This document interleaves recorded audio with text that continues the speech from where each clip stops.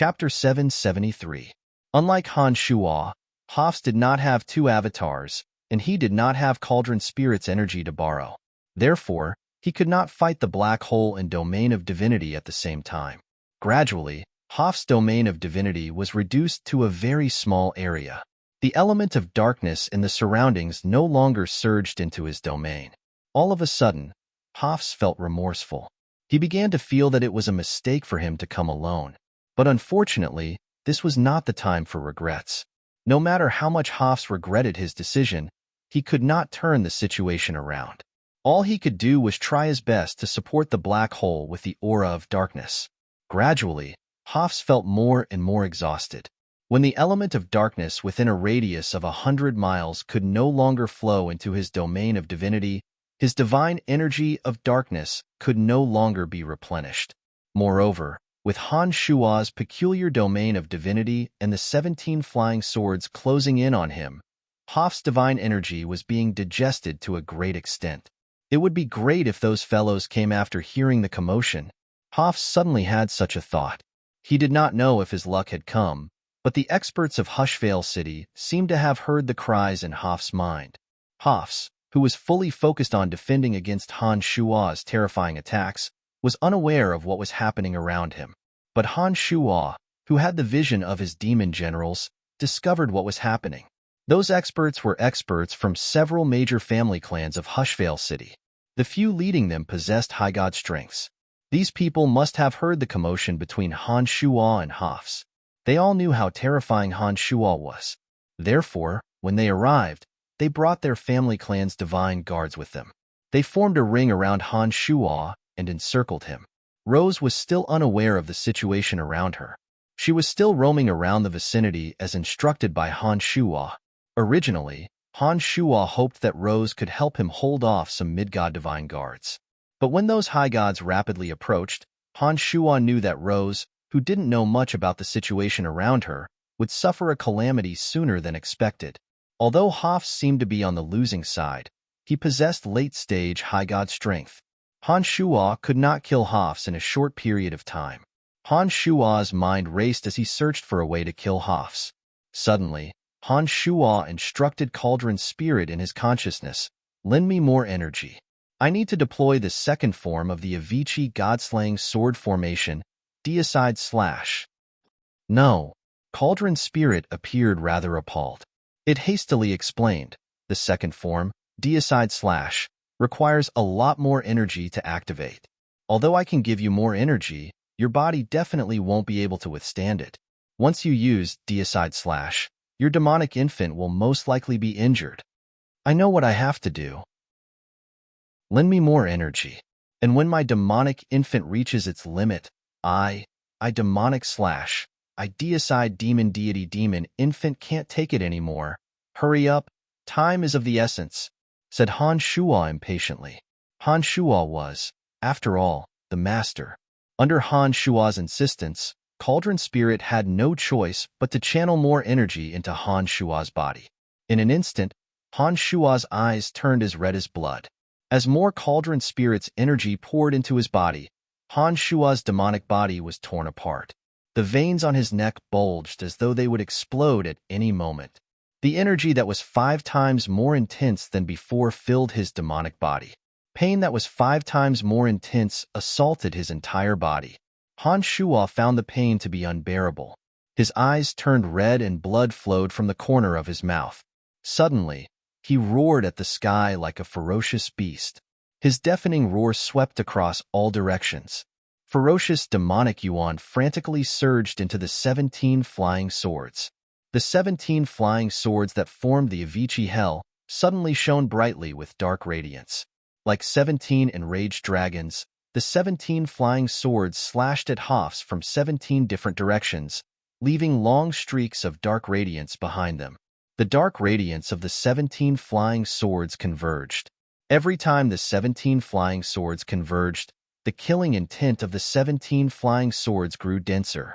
When the dark radiance from the 17 flying swords formed a gigantic pillar, the 17 flying swords finally hacked at the black hole formed by Hoffs from all directions.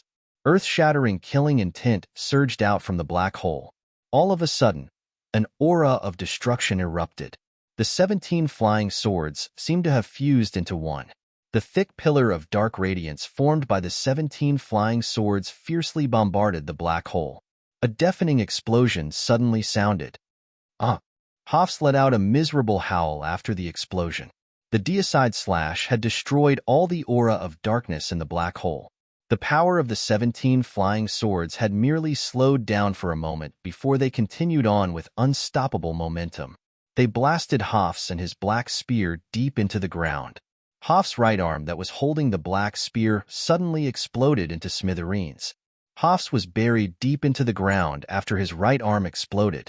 However, the black spear in his hand suddenly exploded into pieces of black iron sheet. It was unknown what material the black spear was made of, but after it exploded, it formed a powerful boundary of darkness that blocked Han Shua's deicide slash. Cauldron Spirit's energy receded from Han Shua's body like tidewater. Han Shua vomited a mouthful of blood. At the next moment, Han Shua realized that he could not fully unleash the deicide slash as his demonic infant had been injured. Cauldron Spirit knew that Han Shua's demonic infant was injured. Therefore, it took the initiative to withdraw its energy from Han Shua's body without waiting for Han Shua to withdraw his energy. The boundary of darkness that blocked the deicide slash was destroyed. At this moment, Hoff's injuries were even more serious than Han Shua's. As long as he could borrow Ding Li's energy again, Han Shua believed that he could definitely kill Hoffs. However, his body had just endured a force that was 5 times stronger than usual. His meridians and cells could no longer utilize Cauldron Spirit's energy before they fully recovered. Most importantly, the experts of Hushvale City had finally arrived. Han Shua knew that if he did not leave now, not only would he fail to kill Hoffs, he might even lose his life. As Han Shua had forced himself to use the deicide slash, his demonic body was severely damaged. Even his demonic infant, the foundation of his demonic cultivation, was slightly injured. If Han Shua were to use the demonic blood disassembly at this moment, it would be like adding hail to snow. It would take him at least 100 years to fully recover. Therefore, Han Shua had no choice but to give up on attacking Hoffs. He decisively flew towards Rose and said, "Let's go." The huge commotion caused by the battle between Han Shua and Hoffs had alarmed everyone in the vicinity. When the terrifying aura of the deicide slash spread far and wide, even Rose couldn't help but fly towards Han Shua. She wanted to see what was going on with Han Shua. But before Rose could approach, Han Shua had arrived beside her. As Han Shua could not borrow Cauldron Spirit's energy this time, he could only fly at the same speed as Rose. Han Shua did not grab Rose and carry her. When Rose saw that Han Shua was rapidly fleeing with blood flowing from the corner of his mouth, she was filled with worry, but she did not say anything. Not long after the two left, many experts of Hushvale City rushed to the scene from all directions. The earth-shattering explosions and Han Shua's beast-like roar attracted everyone's attention. They were all frightened, and their curiosity was piqued to the max. When these experts finally arrived at the scene, they discovered that the place was a scene of devastation. A large area had been razed to the ground. There was a circular crater at the center of the crater. Rocks were scattered all over the crater. Intense killing intent still lingered in the center of the crater. Bang! Rocks flew everywhere. Hoffs, whose face was covered in dirt, emerged from the crater. He panted heavily as he stared at his surroundings. "Patriarch, your right arm." An expert of the House of Hoffley cried out involuntarily. Hoff's right arm was destroyed along with his spear. As Hoffs did not possess Han Shua's monstrous regenerative ability, his right arm was destined to be lost forever. The loss of his right arm would greatly affect Hoff's strength. The next time he encountered Han Shua, he would be in an even more miserable state. When the experts of the House of Hoffley saw that Hoffs had lost his right arm, their faces were filled with terror. The patriarchs of the other 3 major family clans of Hushvale City bunched their brows tightly. They had listed that young man who had disappeared without a trace as the most terrifying character they had ever encountered. They secretly decided that even if Hoffs gave the order, they would do their best to avoid this grim reaper. As the city lord of Hushvale City, Hoffs possessed late-stage, high-god strength. He was the strongest expert in Hushvale City. If even he lost his right arm, who else could possibly be a match for that young man in a one-on-one fight? While they were terrified of Han Shuo, the patriarchs of the three major family clans were secretly delighted. To them, one of the main reasons the House of Hoffley was able to firmly occupy the position of the #1 family clan in Hushvale City was because of Hoff's valiant strength. But now that Hoffs had lost his right arm, his strength would be greatly reduced. With that, the House of Hoffley's influence in Hushvale City would be greatly reduced. That would give the three major family clans more opportunities. City Lord, what should we do? Weston put on a solemn face and said in a sorrowful voice, City Lord, your arm is more important. You should recover from your injuries first. Our three major family clans will do everything in our power to find the culprit. So many experts of Hushvale City had searched for Han Shuo, but not a single trace of the culprit could be found. More than 100 of his family clan divine guards had perished. Weston's words were obviously just empty words. Even he himself did not believe that he could capture Han Shuo. I'll return to the city first. I'll leave the rest to you. Hoffs put on a ferocious face. He looked like a lone wolf that had starved for 100 years. He looked at the three patriarchs one by one and said, You three major family clans will stay in the mountain range for the time being and search for the culprit. Upon finishing those words, Hoffs gathered all his House of Hoffley divine guards and returned to Hushvale City. Han Shuo had lost an arm and his body had sustained serious injuries. He had to return to Hushvale City. On one hand, he had to recover from his injuries as soon as possible. On the other hand, he had to make arrangements to prevent the three major family clans from betraying him. Come, let's return to Hushvale City. Now that the matter had come to an end, Han Shuo knew that Hoffs was heavily protected and that he had lost his chance to strike again.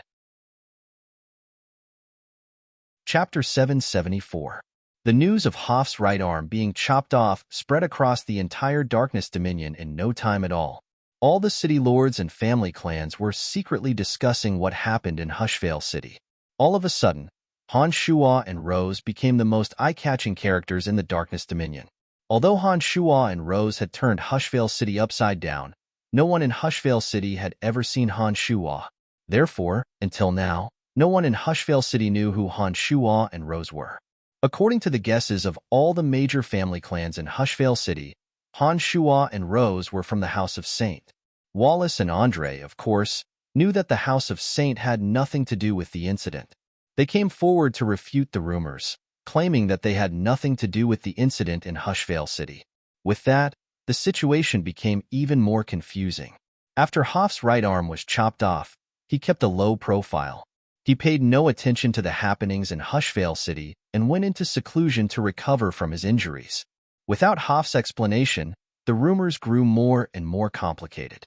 Unknowingly, the image of Han Shuo and Rose became more and more terrifying. At the Saint residence in the City of Shadows. Wallace and Andre were dealing with yet another wave of questions from other city lords. Those city lords wanted to know if the two who caused such a huge commotion in Hushvale City were from the House of Saint. Who could it be? Wallace put on a dark face and said, Although Hoffs is the weakest of the 7 city lords, he still possesses late-stage, high-god strength. Who would have thought that one of his arms would be severed in the territory of Hushvale City? How unbelievable! Why would he kill Avery and Hassling? What enmity do they have with him? Andre was also full of doubts. No matter what, the deaths of Avery and Hassling are beneficial to us. It's no wonder that everyone suspects our family clan to be the culprit. Wallace laughed involuntarily and continued. Although I can defeat Hoffs in a one-on-one fight, I don't have the confidence that I can escape from so many experts of Hushvale City and even kill so many Hushvale City divine guards. That fellow is too amazing. Big brother, could it be Brian? Andre bunched his brows and said, In the City of Shadows, other than our family clan, only Brian, Avery, and Hassling have a grudge against each other. Brian is an expert in concealment and has outstanding means of escaping. But recently, Brian has disappeared mysteriously. Could it be him? Impossible. Wallace smiled and shook his head. He glanced at Andre and said, "That kid's strength isn't bad, but it's not that bad, right?" "Impossible. Impossible. How could he cut off Hoff's right arm?" "I know Hoff's strength very well." "That's not necessarily true," Andre said with a straight face. "We still haven't figured out Brian's true strength." As the daughter of the goddess of destiny, Andrina was able to sense her hidden strength. But if Brian hadn't attacked in the banquet hall, who would have known that he was so terrifying? Andre took a deep breath and asked in a deep voice, "Big brother, if it really is Brian, what should we do?" Wallace kept silent for a moment before he replied, "If it really is Brian, that would be even better." "But what about Hushvale City?" asked Andre hesitantly. "Hoffs has been injured and Hushvale City has lost too much strength. Why would I be afraid of him?" Wallace coldly groaned and said, "I haven't even settled the score with Hushvale City for hiding Avery. How dare he provoke us?" After taking a short pause, Wallace let out a soft chuckle and continued, "If it really is Brian, there shouldn't be too many problems. When I met the Overgod of Darkness last time, I mentioned Brian to him. When the Overgod heard that the Goddess of Destiny had taken the initiative to express goodwill to Brian, he instructed my family clan to treat Brian well. What problem do you think he would have?"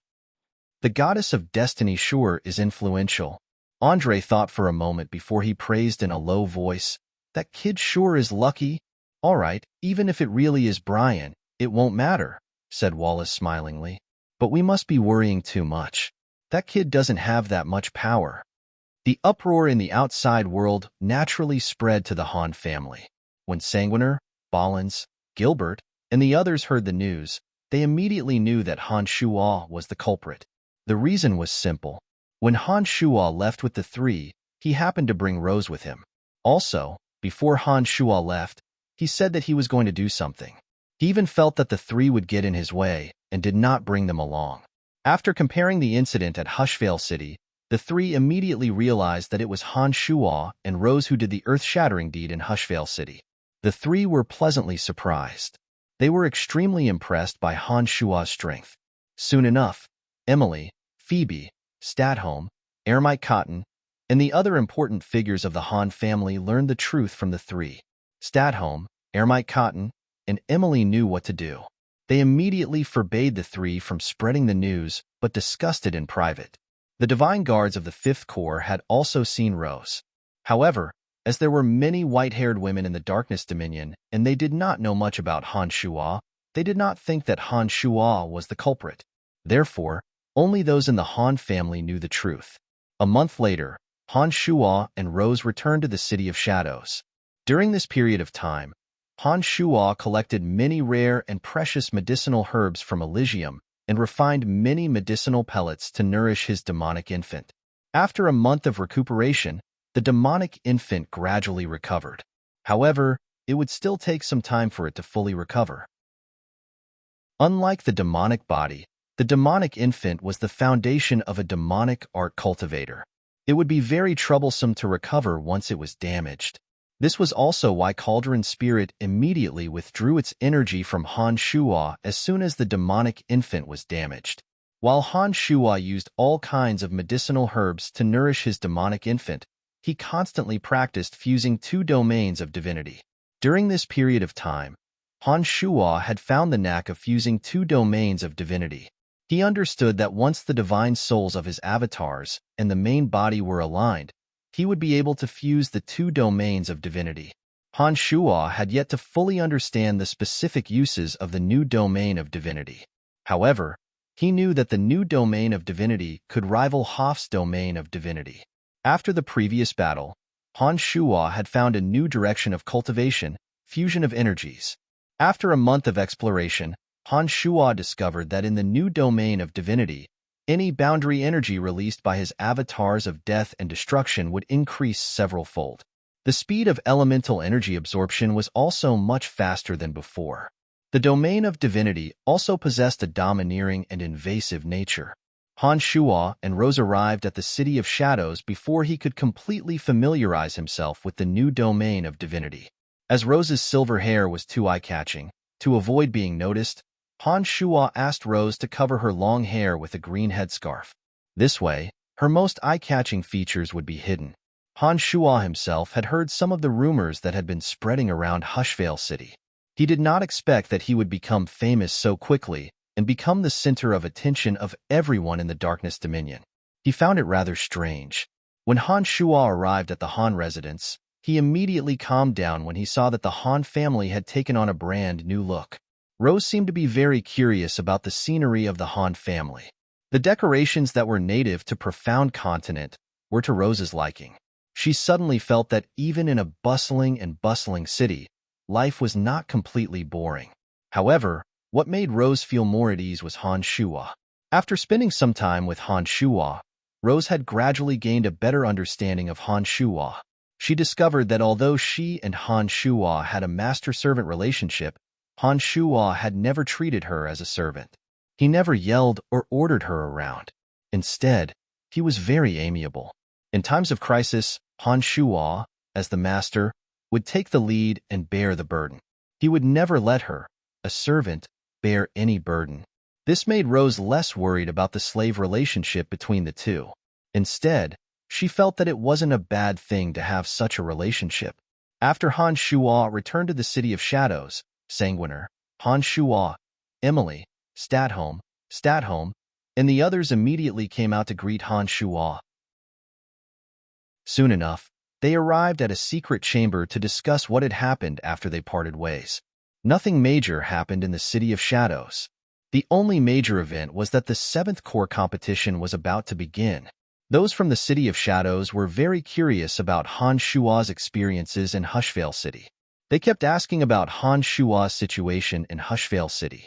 Han Shuo knew that with Sanguiner, Han Shuo, and Han Shuo present, it was impossible for the crowd not to know that he was the one responsible for the incident in Hushvale City.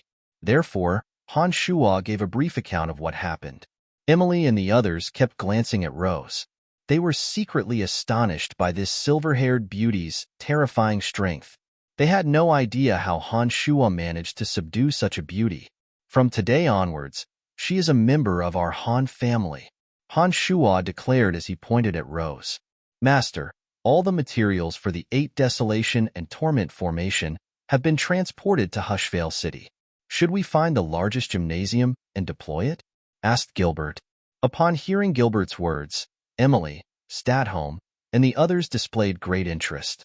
The Divine Guards of the 5th Corps and Sanguiner, Han Shuo, and Han Shuo had informed them of the 8 Desolation and Torment formation. They were all prepared to enter and temper themselves in it. Most of the Divine Guards who entered the 8 Desolation and Torment formation had more or less improved their strengths.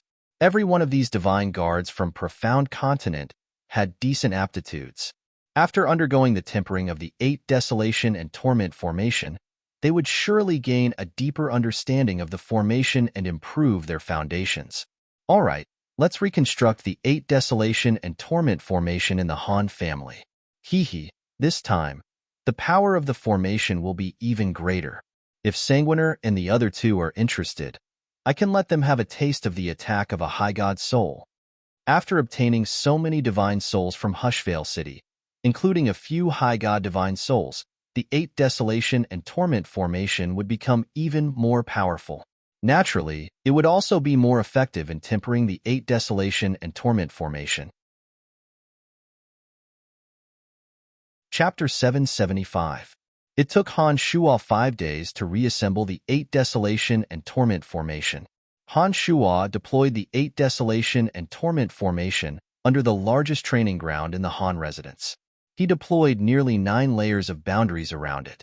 6 energy towers were specifically used to provide energy for the 9 layers of boundaries, concealing the soaring killing intent that overflowed from the 8 Desolation and Torment formation. The Han family was the only ones who knew about the formation. Most outsiders would not be able to enter the training ground without permission. Even if they did enter the training ground, without the guidance of the Han family, they would not be able to find the entrance to the formation.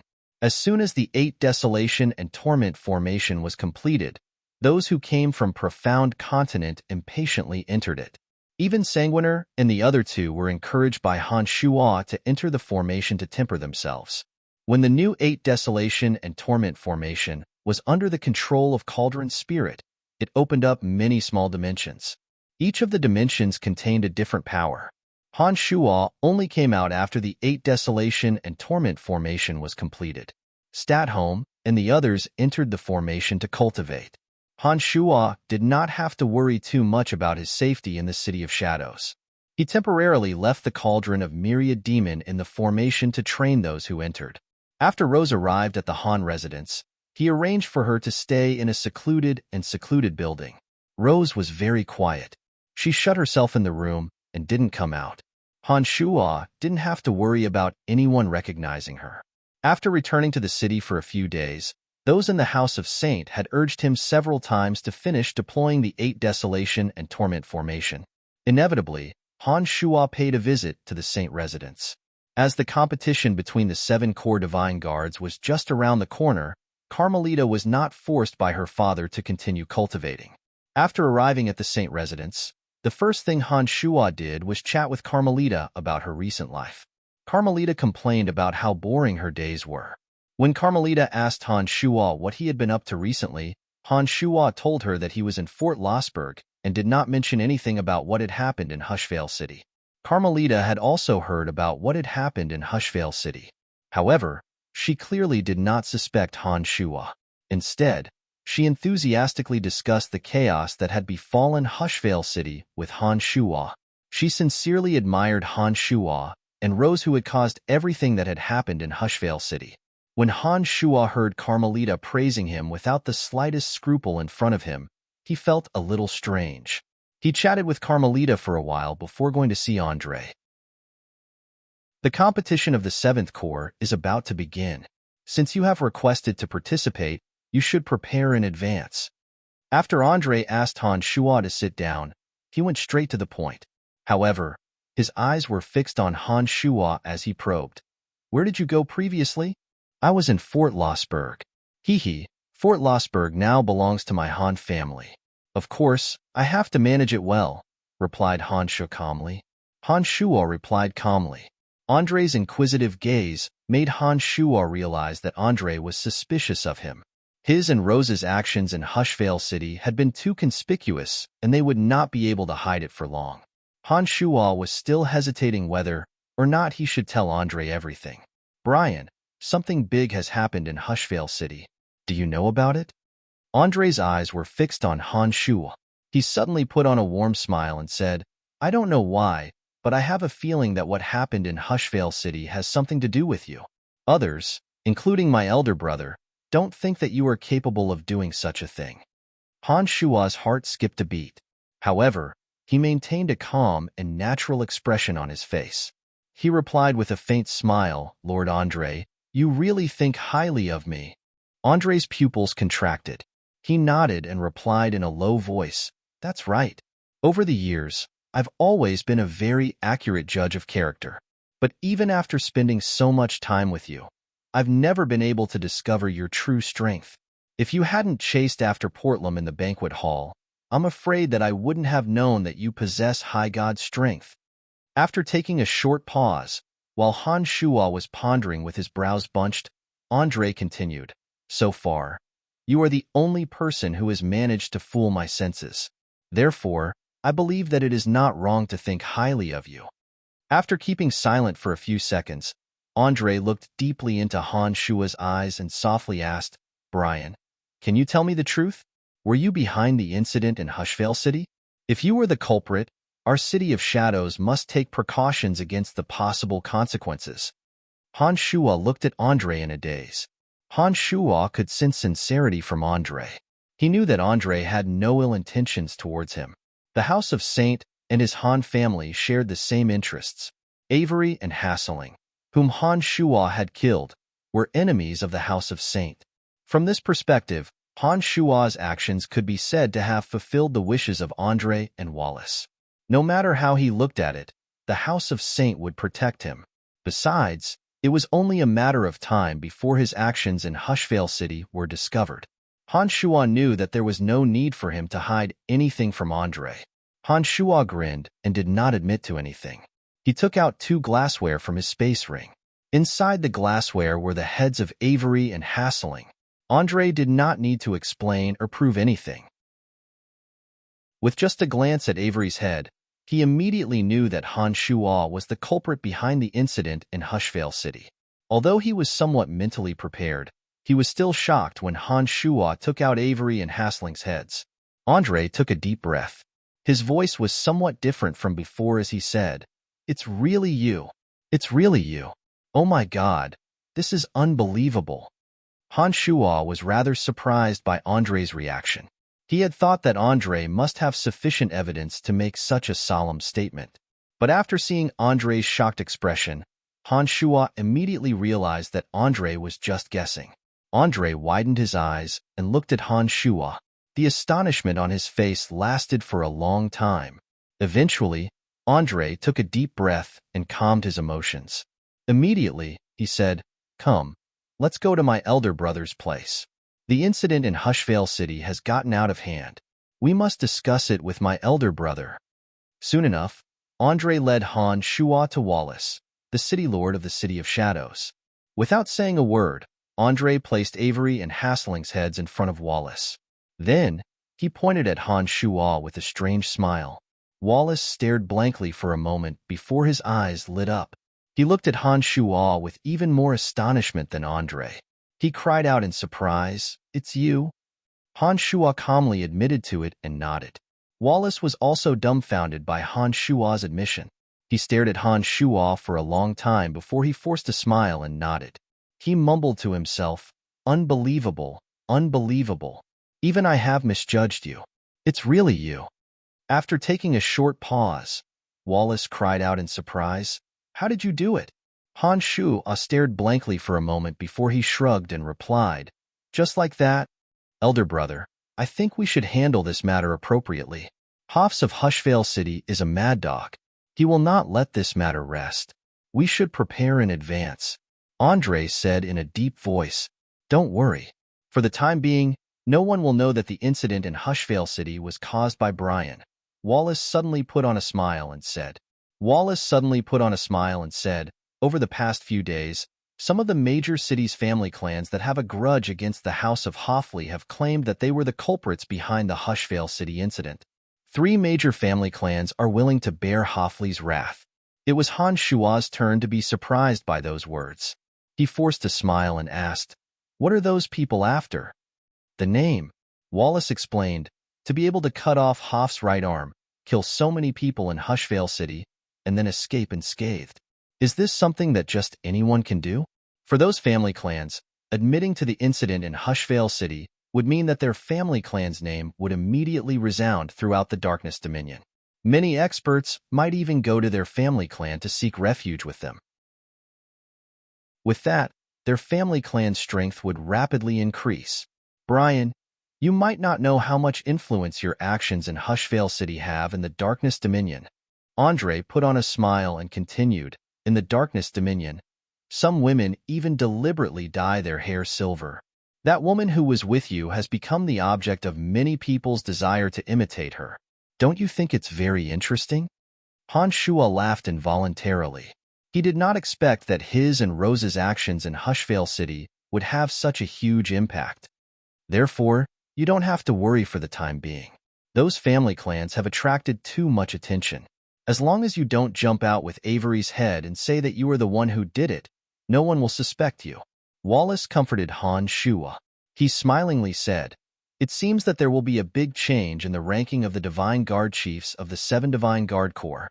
Andre nodded and replied, "Aobashi has always been the strongest among the Divine Guard chiefs. I reckon that this time, she will be ranked 2nd. Han Shuo's ability to cut off Hoff's right arm and create rivers of blood in Hushvale City was not something that Aobashi could do. It was only natural that Andre and Wallace would think so. Andre and I will not tell anyone about what happened in Hushvale City. Tell those around you to keep quiet as well. For the time being, there won't be any trouble." After taking a short pause, Wallace continued, "Now that you have killed Avery, the position of Chief of the 5th Corps is firmly in your hands. You must take the competition of the 7th Corps seriously. Defeating Aobashi will greatly benefit your Han family. As for the competition of the 7th Corps, you don't have to worry about it. After all, your 5th Corps doesn't have many experts." It seemed that Andre and Wallace were certain that the Fifth Corps would come in last in the competition of divine guards. Erebus and Aobashi were of the same opinion. "Got it," replied Han Shuo with a nod. After discussing some details with Andre and Wallace, Han Shuo left the Saint residence. In his mind, he was thinking about how he should surprise the Fifth Corps Divine Guards who came out from the 8 Desolation and Torment formation. The Fifth Corps Divine Guards had made breakthroughs in all aspects after going through the 8 Desolation and Torment formation. They had great teamwork and coordination. In a team battle, they would be the most terrifying team. Han Shuo believed that they would not disappoint him. Chapter 776. In the Gymnasium of the Han family. The 2 avatars of death and destruction unleashed their domains of divinity. The 3 souls reached an agreement, and the 2 domains of divinity quietly fused together. Strange changes gradually took place in the gymnasium. The gymnasium was protected by the energy towers, isolating the elemental energies from all directions. Under normal circumstances, even if the 2 avatars of divinity released their domains of divinity, the elemental energies would not be able to pass through the barrier and enter the gymnasium. However, when the domains of divinity of Han Shuo's 2 avatars fused together, the barrier towers on the walls of the gymnasium began to make popping sounds. The elemental energies of death in the surroundings seemed to be strongly tempted, desperately trying to break through the energy barrier and enter the gymnasium. The 3 avatars of Han Shuo stood side by side in the gymnasium. The 2 avatars of death and destruction were using their divine souls to carefully sense the changes taking place in the gymnasium's domains of divinity. Strands of faith filled the domains of divinity, spinning rapidly in the trajectory of the edict of destruction.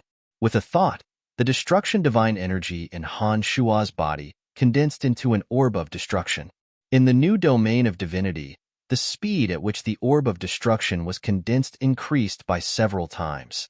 As soon as the orb of destruction was formed, it automatically flew in a special trajectory in the domain of divinity. The trajectory was the same as the strands of faith in the domain of divinity. One after another, the orbs of destruction took shape under the control of the avatars of destruction. Each of the orbs of destruction shone with a dark luster. The destruction divine energy within the orbs of destruction crackled like lightning, filling the orbs of destruction with a terrifying power of destruction. In the new domain of divinity, the orbs of destruction moved in a special trajectory, causing Han Shuo to lose control of the orbs of destruction.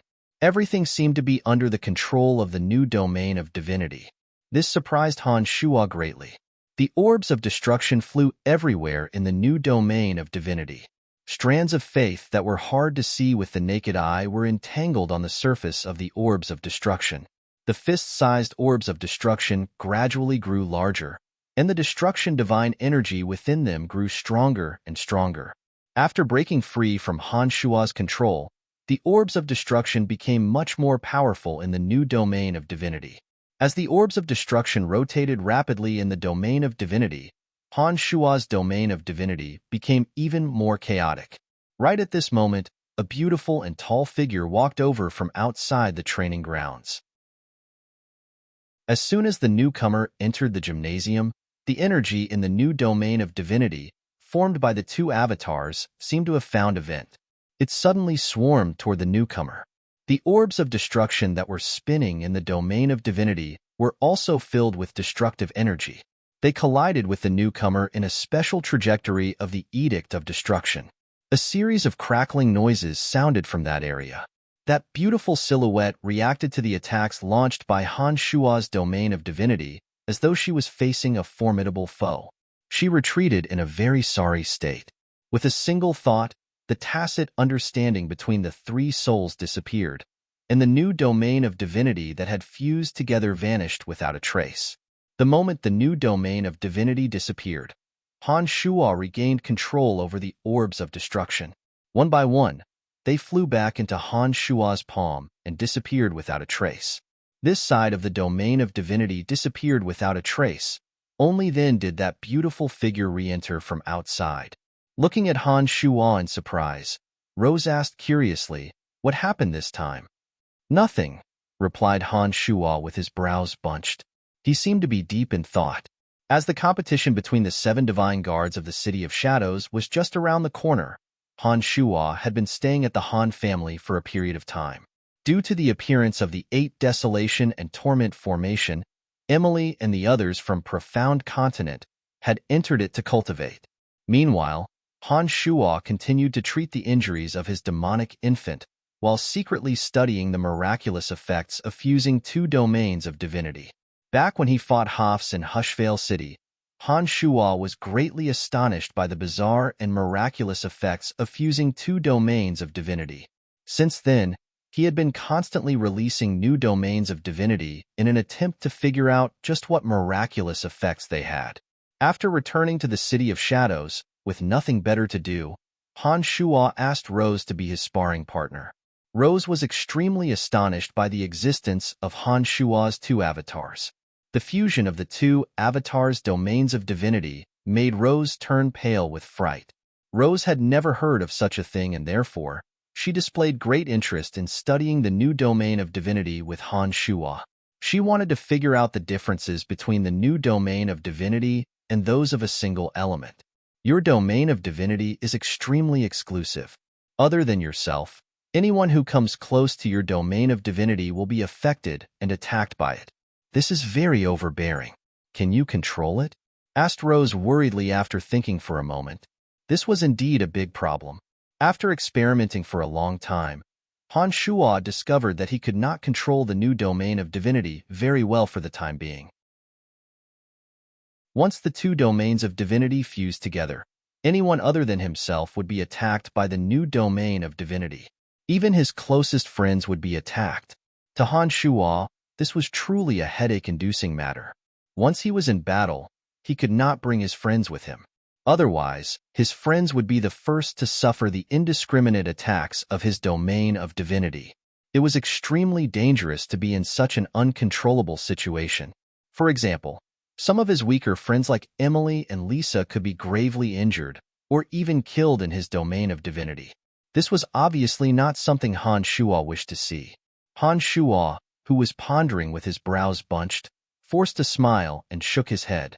He said, I don't know what's going on. Sigh, I'm still looking for a way to control it. I believe that sooner or later, I will find a solution. After a short pause, Han Shuo put on a delighted expression and said, The orb of destruction can spin and move according to the edict of destruction within the new domain of divinity. The power of the orb of destruction will be greatly enhanced within the new domain of divinity.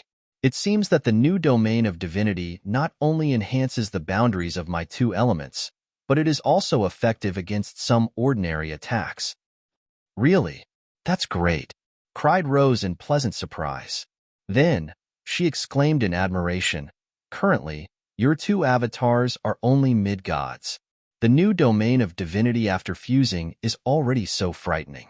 Once your 2 avatars make a breakthrough and you truly master the application method of the new domain of divinity, I believe that your strength will be even more enhanced.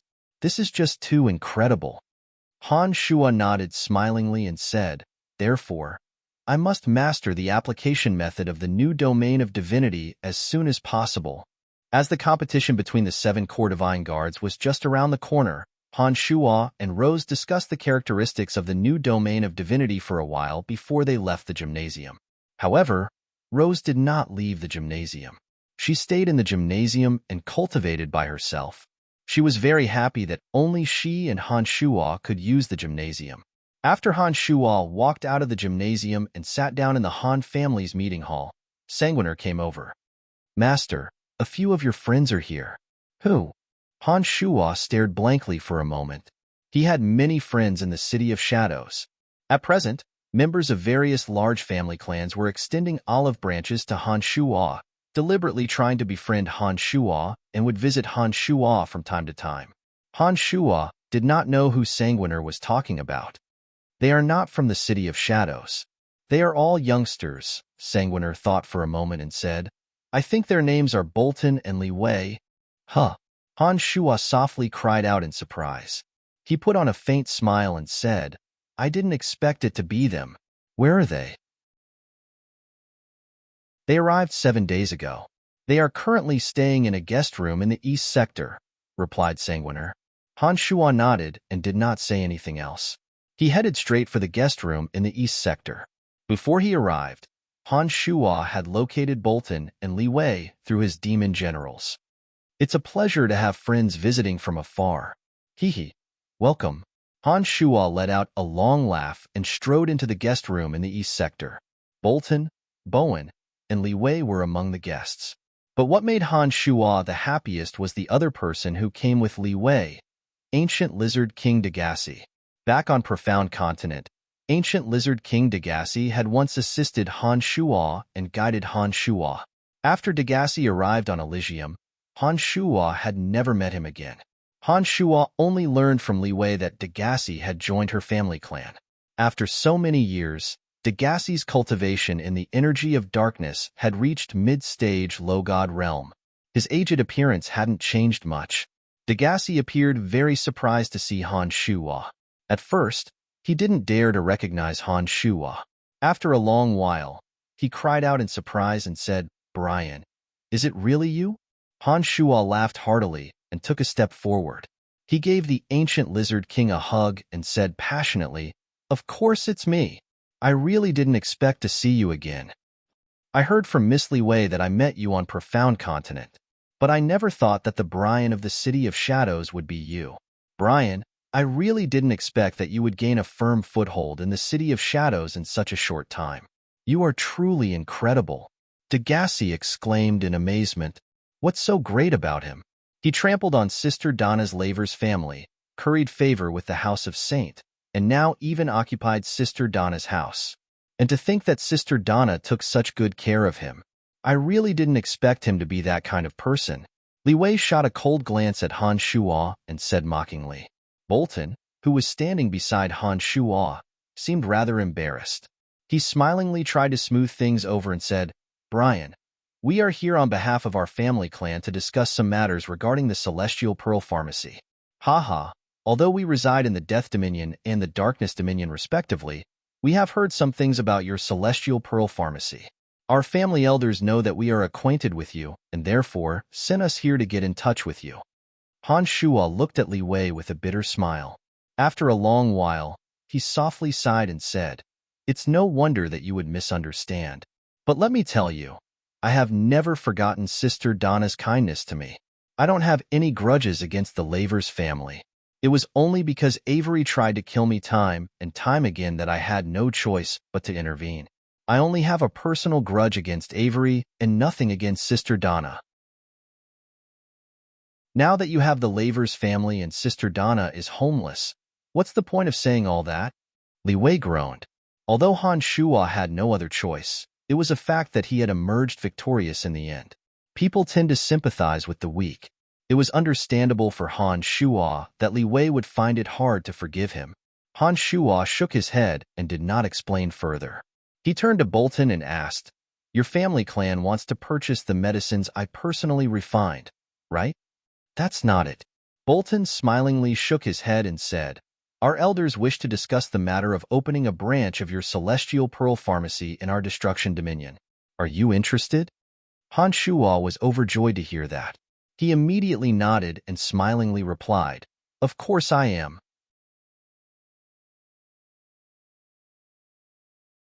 Chapter 777. For a major family clan to develop rapidly, they had to rely heavily on crystal coins. Now that the Han family had more and more members, every member's cultivation and growth would be accompanied by a large consumption of crystal coins. The income of the Celestial Pearl Pharmacy from the City of Shadows seemed to be able to support their growth. However, as the number of members of the Han family gradually increased, the Han family would need a large amount of crystal coins to recruit new divine guards. When that time came, the Han family would be strapped for cash. In order to relieve Han Shuo of this worry, Phoebe and Emily had been discussing how to expand the Celestial Pearl Pharmacy's influence to the other cities of the Darkness Dominion. Han Shuo did not hesitate to travel thousands of miles to Hushvale City to kill Hassling in order to eliminate the Godswamp Pharmacy's influence in the Darkness Dominion. Suddenly, two family clans from the Death and Destruction Dominions extended an olive branch to him. This meant that the Celestial Pearl Pharmacy's influence would expand to the Death and Destruction Dominions. It also meant that the Han family would reap greater profits. Han Shuo naturally wouldn't refuse such a good deal that was delivered to his doorstep. Haha, the elders of my family wish to cooperate with you and let your celestial pearl pharmacy take root in the destruction dominion. You will provide the medicines and pharmacists, while my family clan will be in charge of locating the shops and establishing connections in the destruction dominion. The profits will be split equally between our two families. Bolton directly conveyed his family clan's intentions after seeing that Han Shuo was so straightforward. Haha, I have a close relationship with your family since I was on Profound Continent. This isn't a big deal, Han Shuo said smilingly. Han Shuo put on a big smile and said, but regarding the specifics of this matter, I think it would be better for you to communicate with the specialized personnel of my House of Han. I'm not too clear about the situation of the Celestial Pearl Pharmacy, and I'm not good at handling such matters. Han Shuo really didn't know much about the specifics. However, Phoebe and Emily were experts in such matters. Han Shuo believed that the two ladies would be able to handle the matter properly. No problem. Bolton gladly agreed and said with a smile, I'm here to convey the family's intentions. Our family will send someone over to discuss the specifics. In any case, it'll be easy as long as you agree. I'll send word to the elders of the family in a while. This was a win-win deal. Bolton was sent by his family clan because of the friendship he had established with Han Shuo back on Profound Continent. Given the miraculous medicines Han Shuo had personally refined, it was obvious that their family clan would benefit greatly from cooperating with Han Shuo. The main reason they sent Bolton over was to clarify Han Shuo's intentions. Once Han Shuo agreed to the deal, the details would naturally not be left to Bolton and Bowen. When the time came, someone more professional would take care of it. All right, I'll talk to them in a while. When the time comes, we'll talk about this in detail when your family members arrive. Han Shuo nodded. He was overjoyed. Once the Celestial Pearl Pharmacy's influence extended to the Death and Destruction dominions, he would be able to make a fortune from the Celestial Pearl Pharmacy alone. With enough crystal coins to support him, the Han family would develop rapidly and their influence would grow. Miss Li Wei, I think it's time for us to declare our stance. Ancient Lizard King Degasi and Li Wei arrived together. Seeing that Bolton and Han Shuo had already confirmed the matter, he couldn't help but softly remind Li Wei. Degasi was not prejudiced against Han Shuo. On the contrary, he admired Han Shuo a lot. Li Wei had come to the City of Shadows on behalf of her family clan. Although Li Wei was rather dissatisfied with Han Shuo because of what happened to Donna, she was able to distinguish between the bigger picture and the bigger picture. Li Wei pouted unwillingly. She softly groaned and said, the House of Kieran is of the same mind. Han Shuo knew that Li Wei still held a grudge against him and therefore did not want to bicker with her. He replied with a smile, no problem. Just like the Bolton family, when your family members arrive, someone will specially discuss the details with them. After taking a short pause, Han Shuo smilingly said, it's rare for you to come to the City of Shadows. Why don't you have some fun in the City of Shadows? Haha, if you need me, I can accompany you. There's no need for that. I have been to the City of Shadows before and I know where to find fun. Li Wei straightforwardly refused. She groaned and said, you are a busy person. How would we dare to trouble you to accompany us? Bolton originally wanted to say yes, but after hearing Li Wei's words, he had no choice but to let it go. Miss Li Wei, I have not seen Brian for a long time. If you don't mind, I would like to have a chat with Brian. Ancient Lizard King Degasi bowed at Li Wei and requested for her permission. Up to you. Li Wei put on a stern face. It appeared that she was still mad at Han Shuo. Han Shuo sighed in his mind. He knew that Li Wei had some misunderstandings about him due to his relationship with the House of Lavers. But no matter what, Han Shuo had occupied the Lavers family and even Fort Lossberg was now Han Shuo's territory. It would appear that Li Wei's claim that Han Shuo had used the Lavers family as a stepping stone to his current position was the truth. Bolton shrugged at Han Shuo and said, we have heard a little about your relationship with the House of Lavers. Li Wei and Big Sister Donna are close friends and I still can't figure it out. Please don't take it to heart. After taking a short pause, Bolton continued, the competition between major family clans has never stopped. No one can predict the rise and fall of a family clan. The Lavers family might not necessarily decline after leaving the City of Shadows. You don't have to take it to heart. Han Shuo, on the other hand, admired Li Wei's anger. Bolton's nonchalant attitude seemed rather snobbish in Han Shuo's eyes. Back when they were on Profound Continent, Donna had taken good care of Bolton and Bowen. Han Shuo did not get angry at Han Shuo in the slightest. It was obvious that the Han family was worth befriending. Li Wei, on the other hand, was a little heartless. Han Shuo nodded. The smile on his face did not diminish as he replied, "Don't worry, I don't mind. I feel rather guilty towards big sister Donna. If I can meet her again, I will explain everything in detail." The cooperation between the two was a win-win situation. As the patriarch of the Han family, Han Shuo would not push the god of fortune away. He pretentiously chatted with Bolton in a seemingly cordial manner. Soon after, Bolton and Bowen left with Li Wei. When Degassi was the only one left, he immediately asked Han Shuo about the situation on Profound Continent, especially the lizardmen living in the underground world. "Don't worry, your descendants are living very well in the underground world. Come, I will bring you to meet someone," said Han Shuo smilingly. "Who?" Degassi was puzzled. "You will know when you get there." Han Shuo put on a faint smile and headed straight for the gymnasium where Rose was. Rose was still cultivating in the gymnasium. Spider Goddess Rose revealed an astonished gaze when Degassi walked in. She stared at the ancient lizard king for a moment before she nodded coldly and said, "So it's that giant lizard?" Degassi stared blankly for a moment. He looked at Rose in confusion and asked, "Who are you? How do you know me?" An enormous shadow appeared behind Rose. The face was as seductive as ever, but the body was that of an enormous spider. Looking down at Degassi from midair, the illusory figure of Spider Goddess Rose shouted, "Giant lizard, don't you dare touch my believer." Rose must have said this to Degassi before. Degassi's body jolted and he cried out in shock, "Spider Goddess Rose." The illusory figure suddenly vanished. Rose nodded and said, "That's right, it's me. Do you remember what I said to you?" The shock on Degassi's face deepened and he cried out in alarm, "Why are you here? Why are you together with Brian?" After a pause, Degassi suddenly looked at Han Shuo and said, "Brian, did you sell out our lizard race to her?" In the underground world, Degassi's clansmen had always been at odds with the Dark Elves. As soon as he saw Han Shuo and Rose together, his thoughts immediately went astray. Rose didn't say anything, so Han Shuo smiled and explained, "Of course not. The Dark Elves and your clansmen are now living in harmony. Rose is now a member of my Han family. How could I let the Dark Elves bully and humiliate your clansmen? It's just that I know you and Rose are close, so I let the two of you meet." Han Shuo glanced back at Rose and said with a smile, "You imprisoned her for so long. You should apologize to her." Back when the ancient lizard king Degassi was sealed, it was Spider Goddess Rose who freed him. At the cost of hundreds of Dark Elves' lives, she descended upon Profound Continent for a short period of time. As Degassi's former master was a member of the Kieran family of the Death Dominion, Rose did not kill him, but instead sealed him away.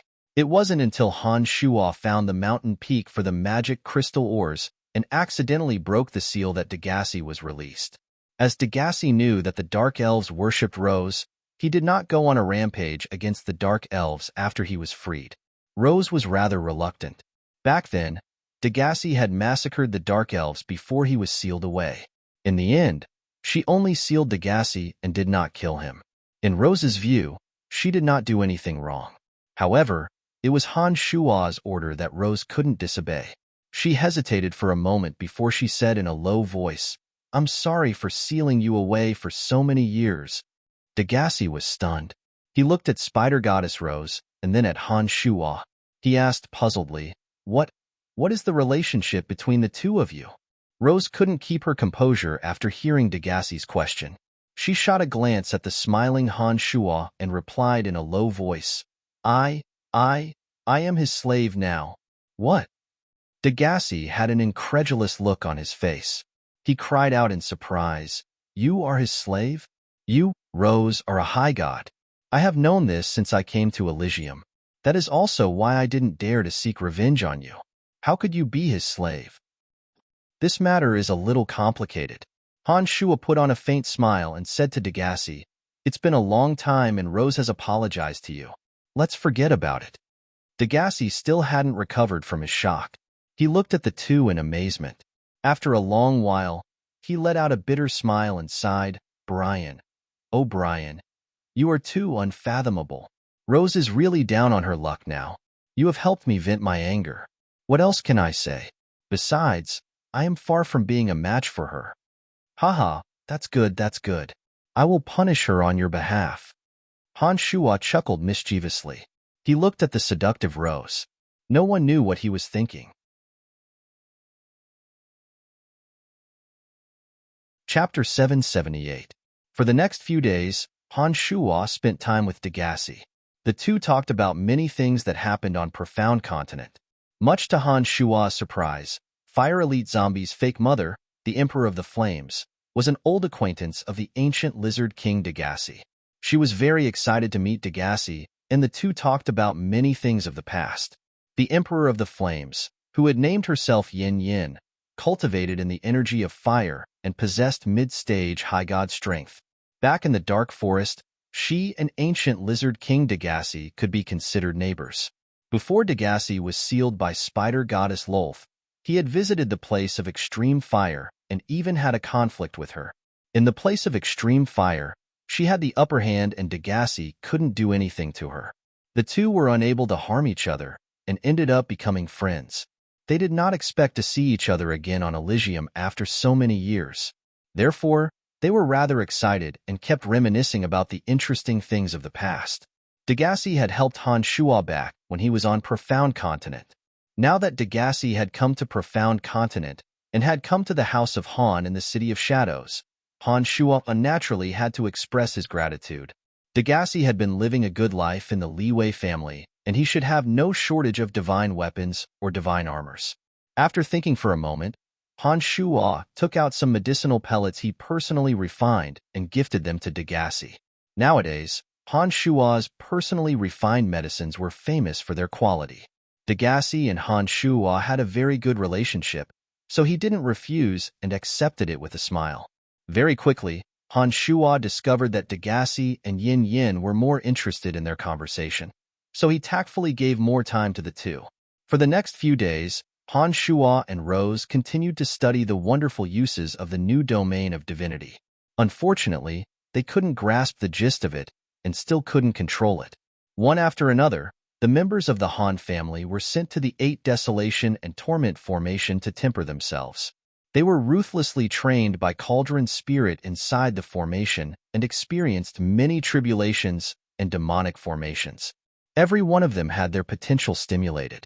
From time to time, they would suddenly have epiphanies and rapidly improve their strength.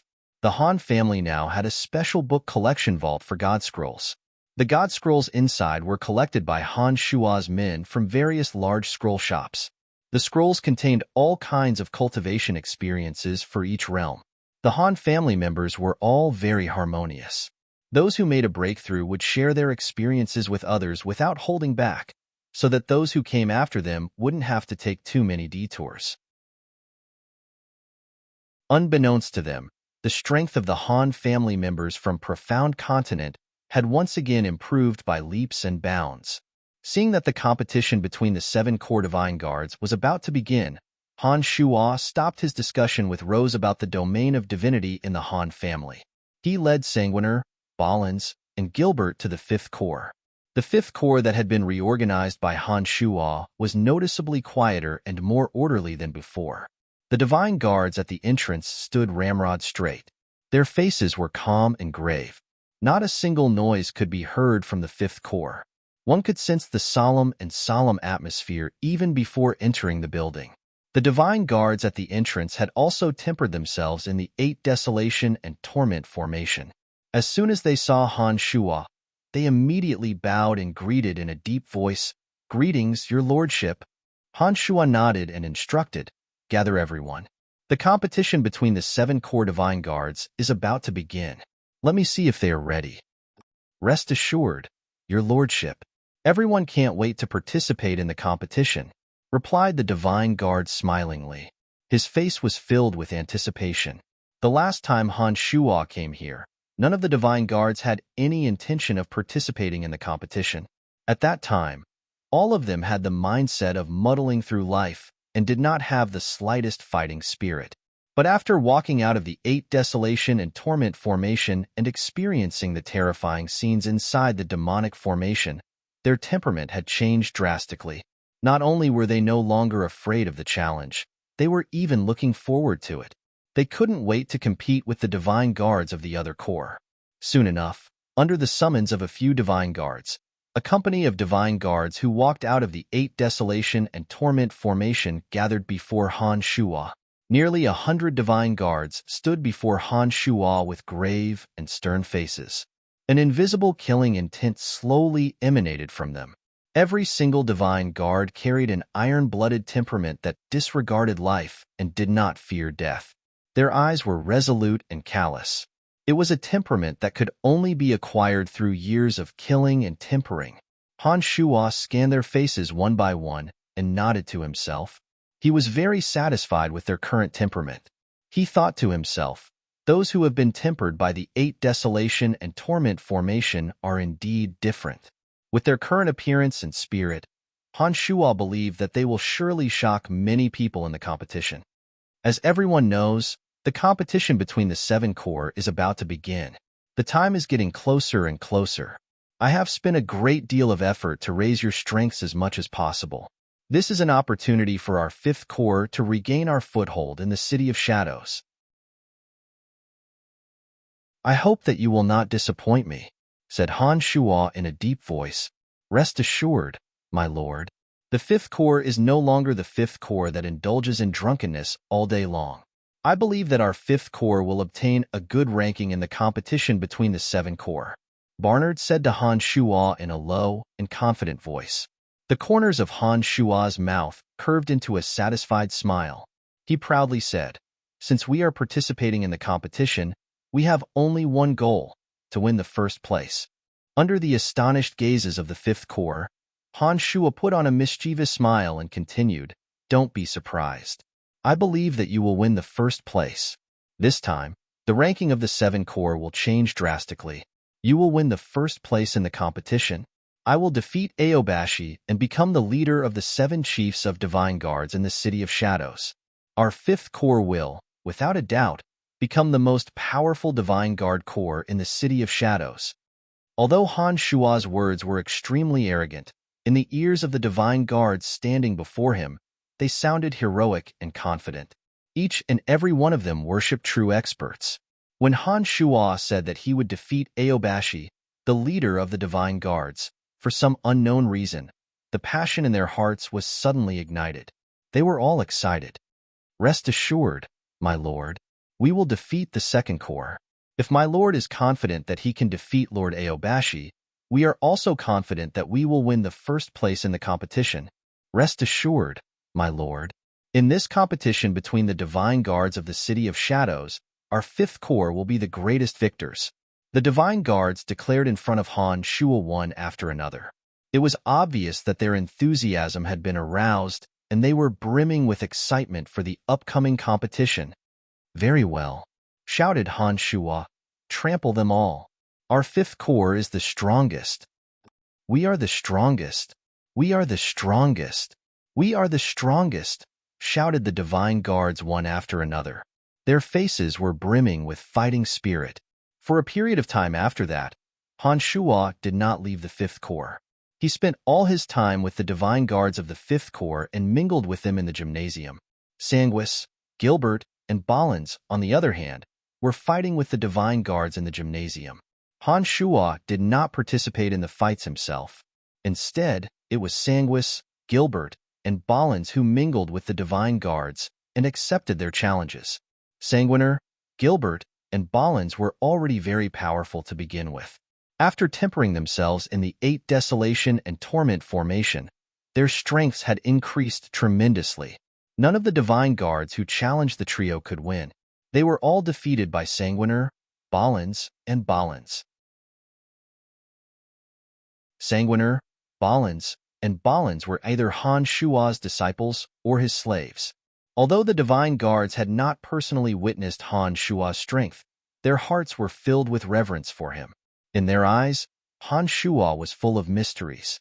They couldn't help but think of Han Shua as one of the most terrifying existences they had ever encountered. Time flew by, and the deadline for the competition between the 7 Divine Guard divisions of the City of Shadows had finally arrived. The notice from the House of Saint had officially been delivered to the 5th Corps. The venue of the competition would be the soaring Cloud Mountain Range outside the City of Shadows. After receiving the notice, Han Shua made some preparations before he led the only company of Divine Guards of the 5th Corps, which numbered less than 100, and departed for the soaring Cloud Mountain Range. The soaring Cloud Mountain Range was located to the north of the City of Shadows. Han Shua had been to the soaring Cloud Mountain Range several times to collect medicinal ingredients and was very familiar with the area. Every member of this company of Divine Guards of the 5th Corps had been tempered in the 8 Desolation and Torment formation for a long time. They followed behind Han Shua in an imposing manner. The disciples of minor family clans and unaffiliated gods that they encountered along the way would give way to them. Ever since the God Hunters' base was besieged, the God Hunters in the City of Shadows had vanished without a trace. The gods who came and went had not encountered any God Hunters for a very long time. The mountain range that led to the City of Shadows had suddenly become safe. Han Shua had originally intended to use these divine guards to hunt down some God Hunters. However, after searching for a long time with his demon generals, Han Shua could not find any traces of God Hunters. Having failed to find any targets, Han Shua had no choice but to give up on the idea. He proceeded unhurriedly towards the soaring Cloud Mountain Range. Along the way, he asked Balins to instruct the inexperienced divine guards on stealth and assassination techniques. Although Sanguiner and Gilbert had advanced by leaps and bounds in strength, they were still far behind Balins in certain special techniques. Under Han Shua's instructions, the two humbly asked Balins for some hunting and pursuit techniques and studied them along the way with the divine guards. It was inevitable that the techniques of stealth and tracking would have to be practiced at long distances. As it had been a long time since God Hunters had appeared around the City of Shadows, Han Shua allowed them to train at a longer distance. He allowed them to practice and chase after each other. He hoped that each and every one of them would be able to master the techniques just like the old assassin Balins. One day, Han Shua, who was pondering on how to control the domain of divinity with his eyes closed, suddenly saw Barnard walking towards him in a hurry. Barnard bowed to Han Shua and reported, "My lord, it's been 5 days. 2 people have yet to return." Han Shua had specified that no matter how the divine guards practice stealth, assassination, and pursuit, they must report to the A Squad within 4 days to let him know that the divine guards were safe and sound. Barnard said that 2 people had not returned after 5 days. This meant that the 2 were either in trouble or had met with mishaps. "I understand." Han Shua nodded and stood up from his meditation.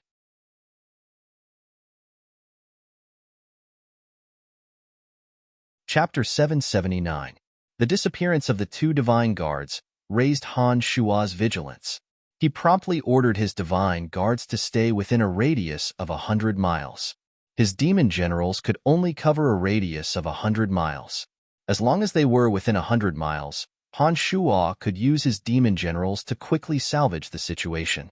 For the next few days, the divine guards became even more cautious. They used their demon generals to monitor the situation in their surroundings. Han Shua carefully searched for traces of the 2 divine guards, but to no avail. Han Shua's journey to the soaring Cloud Mountain Range did not change. Instead, he traveled at a much slower pace. Under Balins' guidance, the divine guards had improved their concealment and search techniques. They searched for traces of the 2 divine guards within a radius of 100 miles, but to no avail. Along the way, Han Shua used his demon generals to observe many merchant caravans coming and going. There were also some members of lesser family clans who entered the mountain range to temper themselves. After observing for a long time with his demon generals, Han Shua discovered that there was nothing wrong with those people. Han Shua felt helpless. He kept thinking about the reason behind the disappearance of the 2 divine guards. Was it because of him? Or did the two divine guards offend someone while they were in hiding? In the blink of an eye, another 5 days had passed. The two divine guards had yet to return. It seemed that they had met with misfortune. In this way, Han Shuo began to think of possible enemies who could attack him. It was true that Han Shuo had offended quite a number of people since he arrived on Elysium. The most likely target was Hafs, who he had offended not too long ago. However, Hushvale City had not been peaceful recently. Hafs, who had yet to fully recover from his injuries, should be doing his utmost to suppress the voices of opposition in Hushvale City. There was no way that Han Shuo would have the time to travel thousands of miles to the City of Shadows to find trouble with Han Shuo. Other than Hafs, the God Hunters could also be considered one of Han Shuo's greatest enemies. However, Han Shuo did not display any outstanding performance in front of the God Hunters during the operation against the God Hunters. Therefore, those people shouldn't be targeting Han Shuo. Even if they were going to attack, they should be targeting Saint first. No matter how he thought about it, Han Shuo realized that the enemies who might have made a move against him wouldn't make things difficult for him in the near future. Since he couldn't find any clues for the time being, he had no choice but to let the matter rest. The group continued on their way to soaring Cloud Mountain Range. 300 miles away from Han Shuo, there was a large waterfall. Crystal clear water poured down from above, falling into the huge, deep pool below, splashing water droplets everywhere. In front of the deep pool, there were a few large rocks that were as smooth as jade after being washed by the water. There were a few gods with gloomy expressions on their faces. The patriarch of the House of Lavers, Field, stared at the restless Dolores with a dark face and shouted, "Who gave you permission to attack?" When the forces of the House of Lavers retreated from the City of Shadows, Dolores inevitably disappeared along with the House of Lavers. However, Dolores had never forgotten the deep-seated hatred he had for Han Shuo. "Patriarch, I just want to wear them down bit by bit." Dolores lowered his head after being reprimanded by Field. He appeared rather guilty. "Fool, you will only alert the enemy by doing so. That cunning youngster will be on his guard in advance," shouted Field in a deep voice. He lectured, "I have told you that our purpose in coming here is to avenge your second uncle. That youngster could even kill your second uncle, Avery. Your actions will only backfire." "Patriarch, I was wrong." Dolores hastily admitted his mistake when he saw that Field was furious. After taking a short pause, Dolores asked puzzledly, "Patriarch, was that youngster really responsible for the incident at Hushvale City? I have met him several times. He doesn't look that scary. If he couldn't even hide it from you, how could he possibly replace our family clan in the City of Shadows?" Field coldly groaned and reprimanded, "Donna knows him much better than you do." After Avery died, Donna learned about the situation at Hushvale City and immediately confirmed that Brian was the culprit. Donna had seen that peculiar life form back in that low-level material plane. There's no mistaking it. "Patriarch, why didn't you bring Sister Donna along? Given Sister Donna's understanding of him, the chances of success are much higher." Dolores hesitated for a moment and asked nervously after hearing Field's words. Field softly sighed and replied, "I don't know why, but Donna has been unwilling to make a move against that youngster. I had to hide this from her." It appeared that Dolores was rather resentful of Donna. He believed that Donna was the main reason for the decline of the House of Lavers. He felt that if Donna hadn't introduced Brian to the City of Shadows, the House of Lavers wouldn't have suffered so many hardships. If Donna wasn't Field's biological daughter, Dolores would have long suggested to deal with Donna. "Patriarch Field, since your House of Lavers has come to our City of Gorging Clouds, according to our agreement, we will do our best to eradicate that youngster," said a short, dark-skinned, middle-aged man with a full beard who had been listening to the conversation between Dolores and Field. After taking a short pause, he continued, "But you should know the situation in the Darkness Dominion. Although the City of Shadows is far weaker than our City of Gorging Clouds, to avoid a war between our two cities, we can only help you in secret. We do not wish to alarm the House of Saint. Lord Larrickson, our House of Lavers has been in the Darkness Dominion for many years. We are well aware of the taboo in this regard," said a short, middle-aged man with a full beard. Felder's attitude towards this short-bearded man was rather respectful. He said, "I know you can't risk the wrath of the Overgod to deal with the House of Saint. I only want that kid dead. If it wasn't for the incident in Hushvale City, I wouldn't have asked Lord Larrickson to come with us." Larrickson nodded and smilingly replied, "It's good that you understand. Don't worry, Hoffs of Hushvale City is the weakest among the city lords. In our city of gorging clouds, there are more than one god stronger than Hoffs. Even if the incident in Hushvale City was caused by that youngster, there won't be any problems this time." Although the House of Lavers had left the City of Shadows, their strength had been preserved. The elite divine guards of the House of Lavers, as well as the wealth and resources they possessed, were very attractive to the other city lords of the Darkness Dominion. Before the House of Lavers left the City of Shadows, the city lords of the other cities had secretly dispatched emissaries to approach Felder. After weighing the strengths of the city lords, Field finally chose the City of Gorging Clouds, the most powerful city in the Darkness Dominion, as his new backer. Before joining the City of Gorging Clouds, Field had made an agreement with the City of Gorging Clouds. His arrival would strengthen the City of Gorging Clouds, and the City of Gorging Clouds would guarantee the interests of the House of Lavers. Getting the City of Gorging Clouds to assist in killing Han Shuo was a later clause. To the City of Gorging Clouds, the House of Lavers was far more important than killing a youngster who had just made a name for himself. Therefore, the City of Gorging Clouds agreed without hesitation. Having stayed in the City of Shadows for many years, Field knew the situation in the City of Shadows very well. It would be very difficult to kill Han Shuo in the City of Shadows. Even if they succeeded, they would not be able to escape unscathed. Therefore, they had been looking for an opportunity to strike. The competition between the 7th Corps Divine Guards was an excellent opportunity. When they learned that the 5th Corps Divine Guards that belonged to the House of Lavers were also participating in the competition, they immediately grasped the best opportunity to kill Han Shuo. Through his connections in the City of Shadows, Field learned that the competition would be held at Soaring Cloud Mountain Range. Therefore, he had been preparing for it. "Many thanks, Lord Larrickson. As long as we can kill that youngster, I will convince my daughter to marry your son willingly," said Field in a deep voice. Larrickson laughed heartily and replied, "By then, we will be a family. Don't worry, I will do my best to help you. But that youngster has nearly 100 divine guards with him. It won't be easy for us to kill him. Do you have any good ideas, Lord Larrickson?" After taking a short pause, Field continued, "According to my daughter, those strange life forms that youngster has mastered are very miraculous. They seem to be able to turn invisible and act as his eyes and ears. His performance in Hushvale City proved that my daughter was right. This is going to be very troublesome. Don't worry. This time, we have fewer people. I can help you avoid the detection of those life forms. That youngster doesn't always have his divine guards by his side. As long as we find a suitable opportunity, we will attack him together. I believe that he won't be able to escape unscathed like he did in Hushvale City," said Larrickson confidently.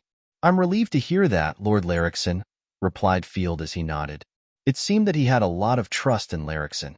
Never in a million years would Han Shuo have thought that the ones who were plotting against him would be the House of Lavers who had long since left the City of Shadows.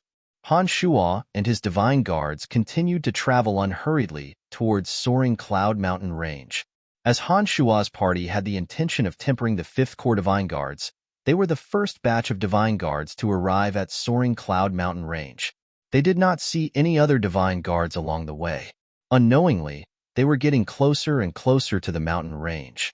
One day, Han Shuo and his 5th Corps Divine Guards arrived at the waterfall where Field and the others had their secret meeting.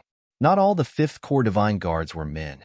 As soon as the female Divine Guards saw the lake, they became very excited and requested to take a bath in the lake. Rose, who had been following behind Han Shuo, indifferently also indicated to Han Shuo that she wanted to stay for a while. Therefore, Han Shuo agreed to their request. Since the Divine Guards were going to use the frigid pond first, the male Divine Guards, including Han Shuo, had to avoid arousing suspicion. Therefore, they dispersed. For some reason, Han Shuo suddenly had an uncomfortable feeling in his heart. He had always believed in his senses. In addition to the fact that 2 of his divine guards had mysteriously disappeared, Han Shuo immediately raised his guard.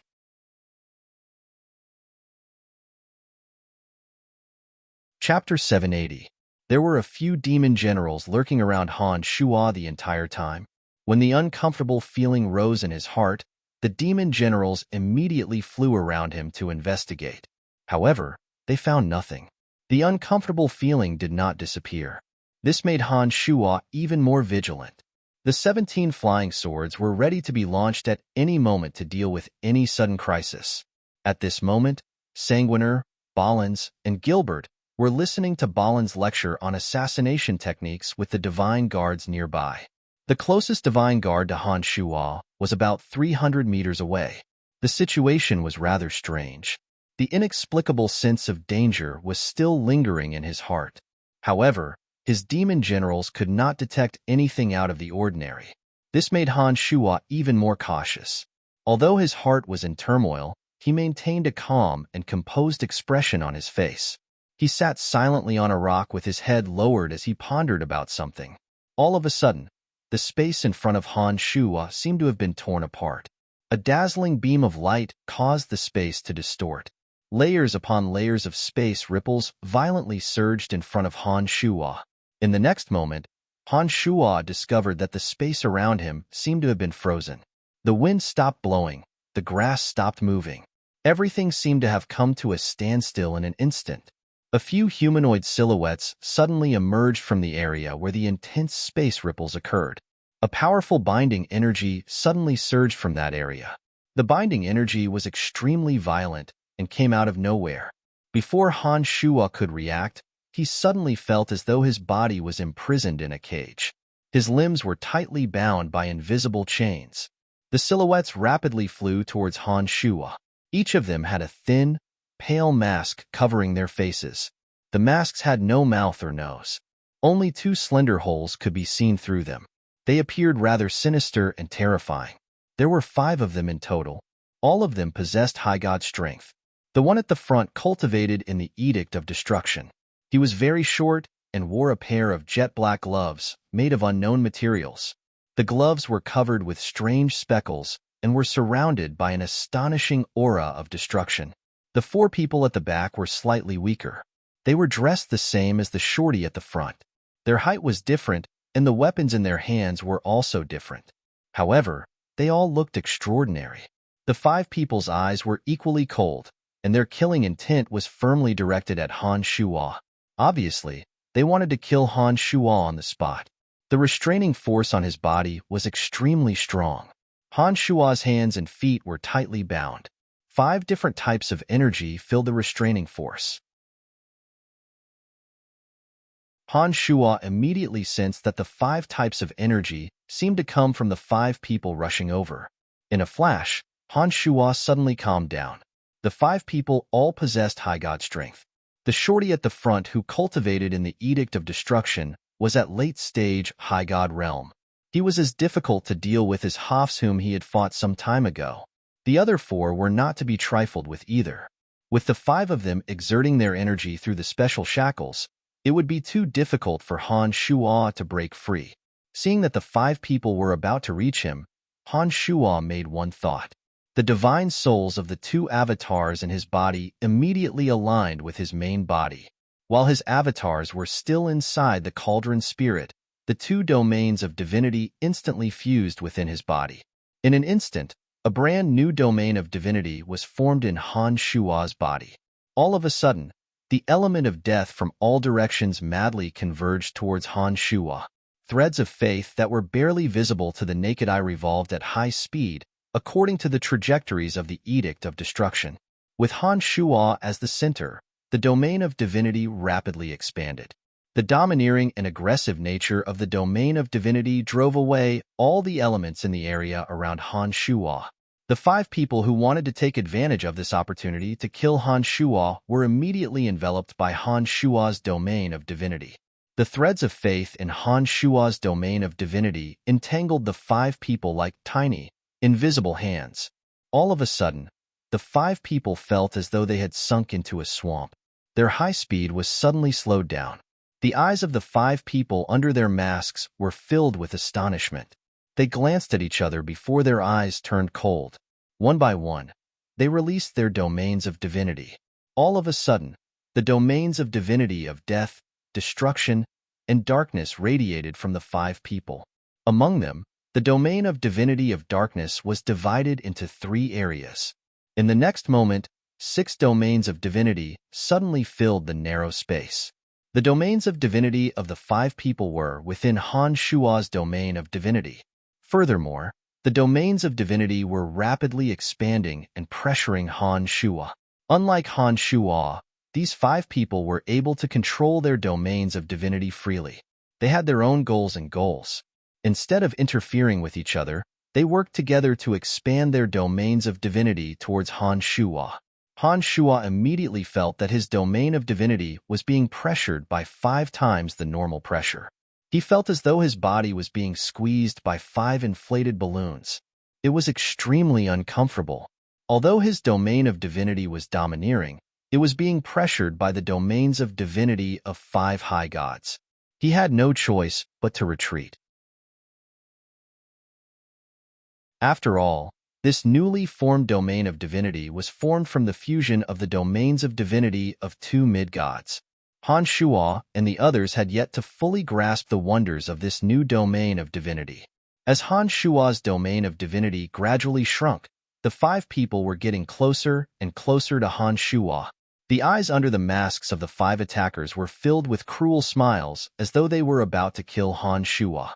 It was as though Han Shua's death was imminent.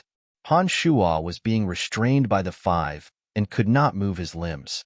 He could not use his divine weapons to effectively defend himself. He also could not evade the attacks of the 5 people. Now that even his domain of divinity was being pressured to retreat, no matter how they looked at it, Han Shua had lost the ability to resist. In their minds, Han Shua was no different from a dead man. Although he could not move his limbs or speak, that did not mean that Han Shua was a sitting duck. Han Shua's consciousness was formless and boundless. It was not affected by the shackles at all. Seeing that the 5 people were staring at him coldly and cruelly, Han Shua calmly thought of a way to get out of this predicament. Suddenly, an arm stretched out from Han Shua's back. It was the arm of one of his avatars. It was holding a handful of pearls of annihilation. The shackles of the 5 were only targeting Han Shua's avatars. They had no effect on Han Shua's 2 avatars. The 2 avatars only possessed mid-god strengths. If they were to appear in front of the 5, they would be killed in an instant. Therefore, Han Shua did not dare to fully reveal his avatars in front of them.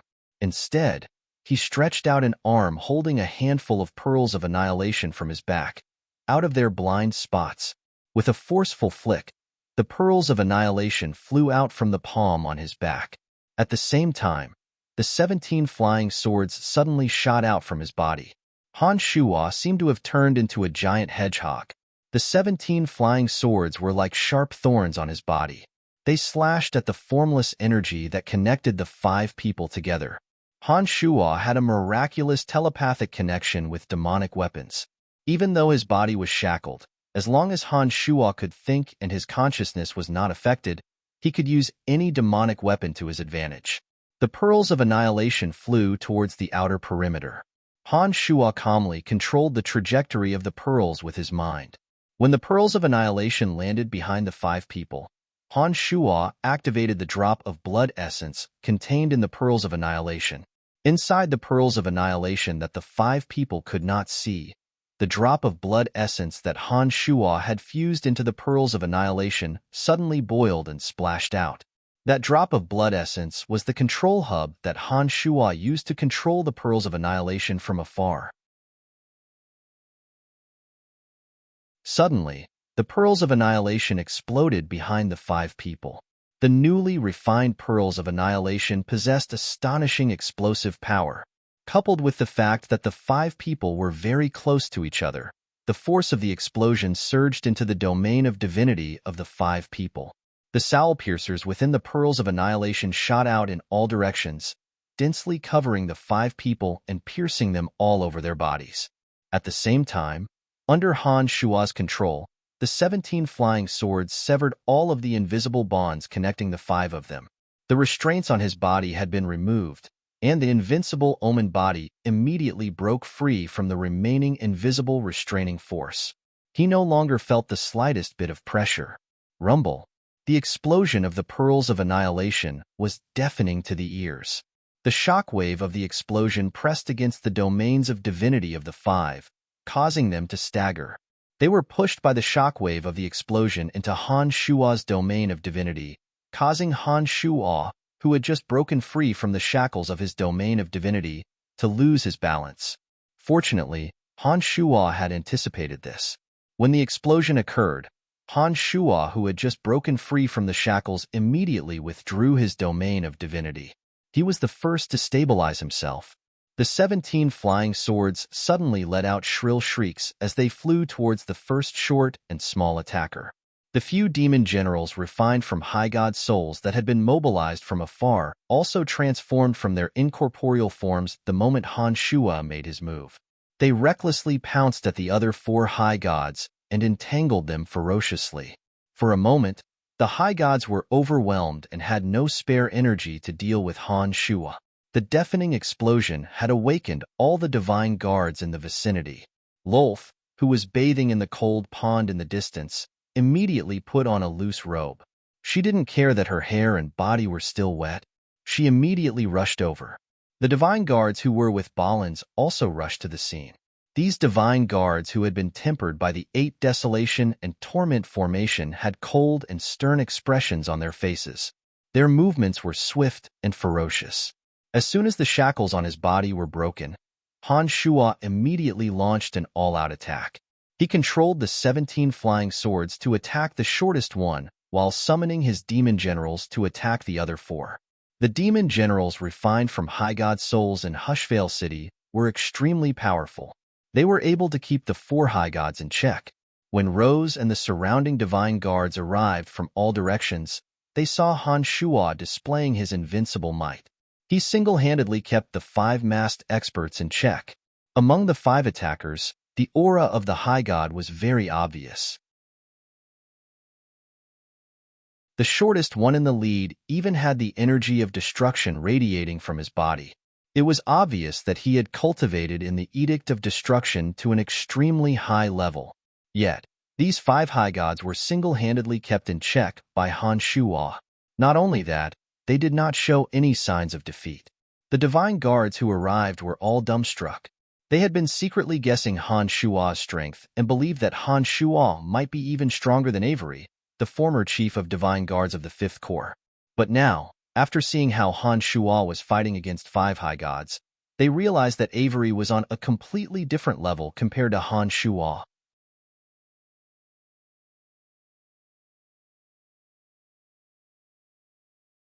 Chapter 781. The surrounding divine guards were awed by the valiant strength displayed by Han Shua. For a moment, none of them knew what to do. Only Rose, after taking a glance at Han Shua, dashed over and joined the fray.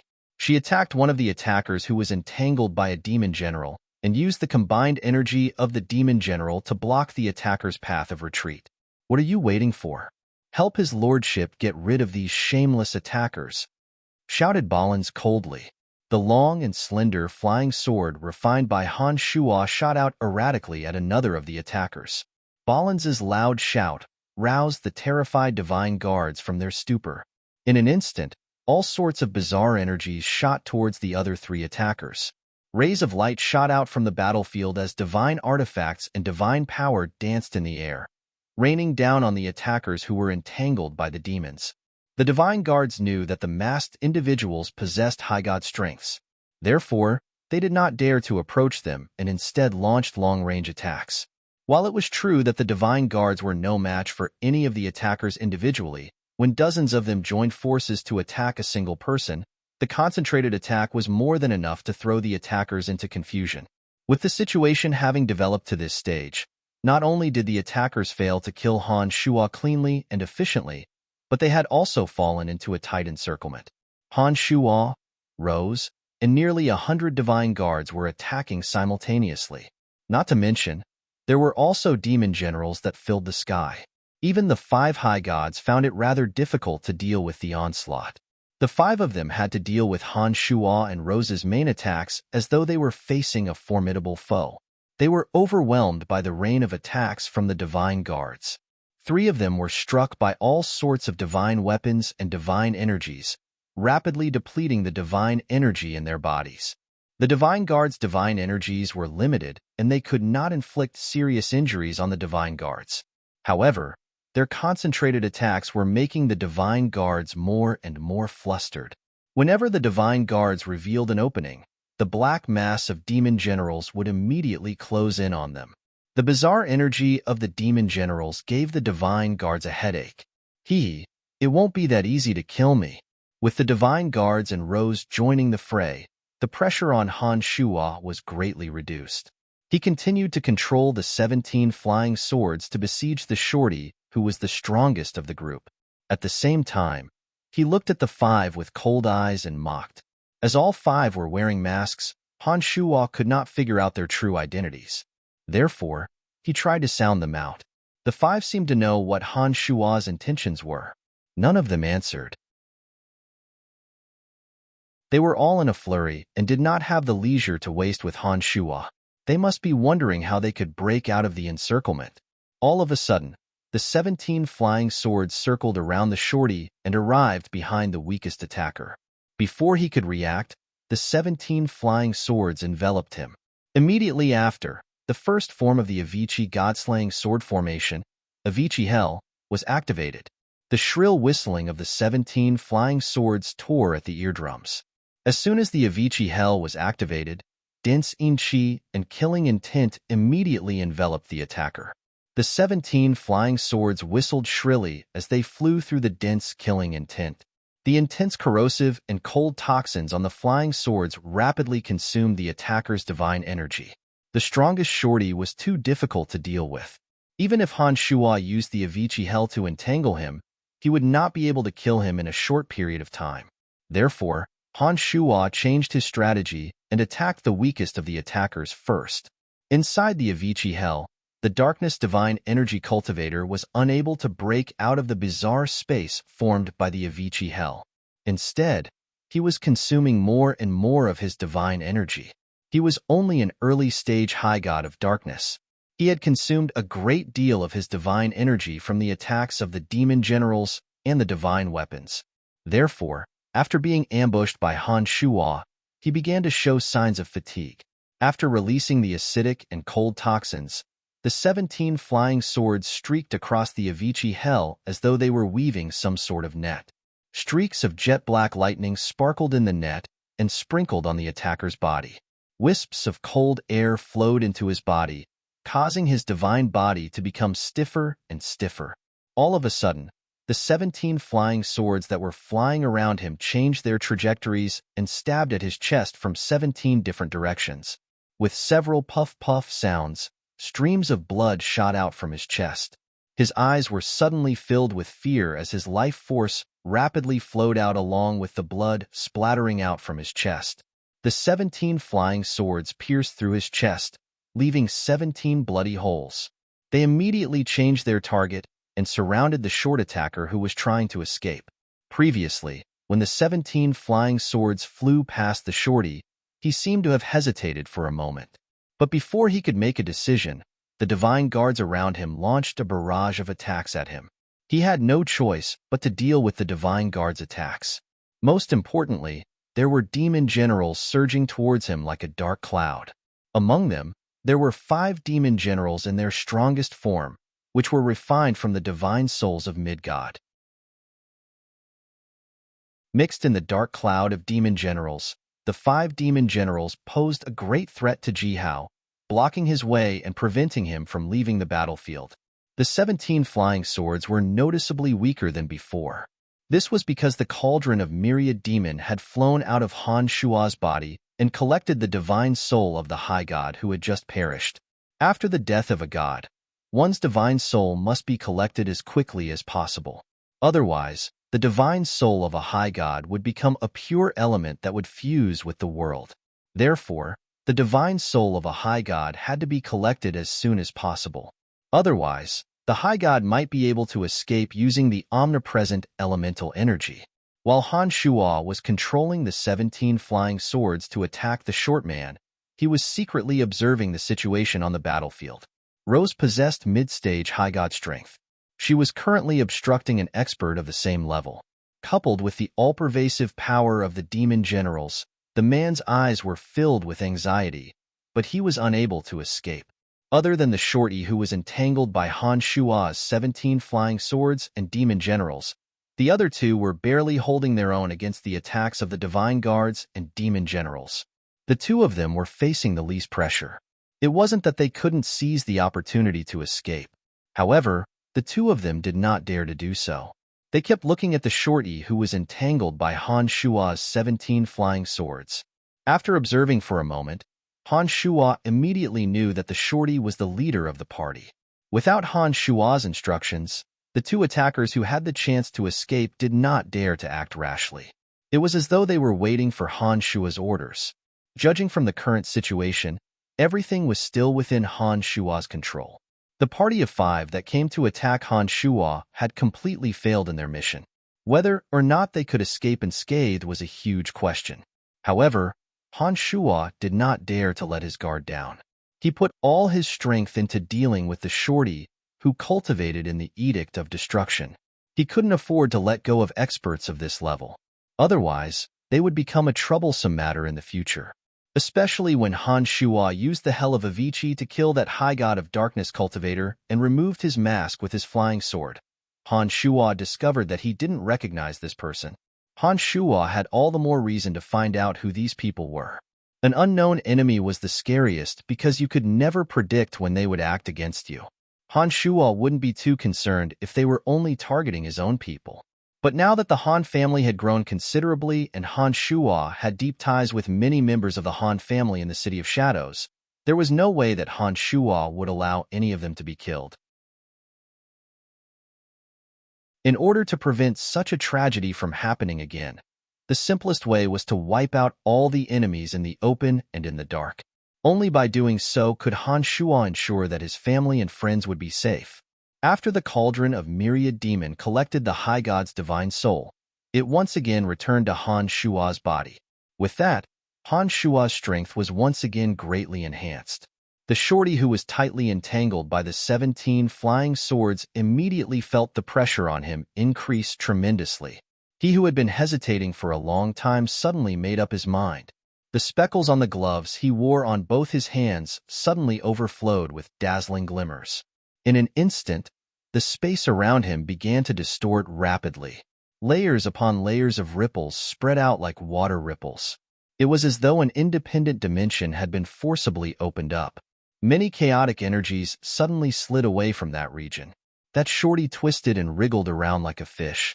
He magically slid to the side of the attacker who was fighting with Rose. A gorgeous curtain of light completely covered that region. Han Shuo suddenly shouted, "Rose, get back!" Rose was startled. She immediately dodged and retreated from the curtain of light in an extremely thrilling manner. The curtain of light gradually faded and suddenly became as colorless as the air. The most powerful shorty and the other attacker bizarrely disappeared. Intense spatial ripples spread from that region. A strange scroll emerged from it. When Han Shuo focused his attention on it, the scroll abruptly exploded. No! Two cries of unwillingness and fear came from the two remaining attackers. The two attackers, who had been silent all this time, immediately knew that they had been abandoned when they saw the shorty leave with another person. Facing the encirclement of Han Shuo, Rose, and nearly 100 divine guards, the two hesitant attackers knew that their chances of survival were slim. Therefore, they couldn't help but shriek. Their voices were filled with unwillingness and despair. "Tell me who you are and what you are here for. Perhaps I might be kind enough to spare your lives." Han Shuo gestured with his hand, indicating for the divine guards to temporarily stop attacking. He approached the two attackers step by step and asked with a warm smile on his face. The two attackers glanced at each other. Their eyes beneath their masks were filled with despair. They did not believe Han Shuo's words at all. They suddenly exerted all their strength to break out of the encirclement. It appeared that they had no intention of compromising with Han Shuo. Han Shuo gestured again and smilingly said, "Kill them. These two are high gods. Have fun." The divine guards immediately became excited. With Han Shuo and Rose by their side, they were very relieved. They knew that the two attackers would not be able to escape alive. The experience of killing a high god would greatly boost their confidence and morale. Naturally, they would not let go of this opportunity. They started bombarding the two high gods with savage smiles.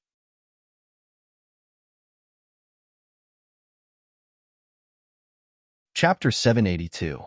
Han Shuo and Rose looked at them with cold eyes. They stood in the two's path of escape. Han Shuo even deployed a few demon generals to hide in the dark.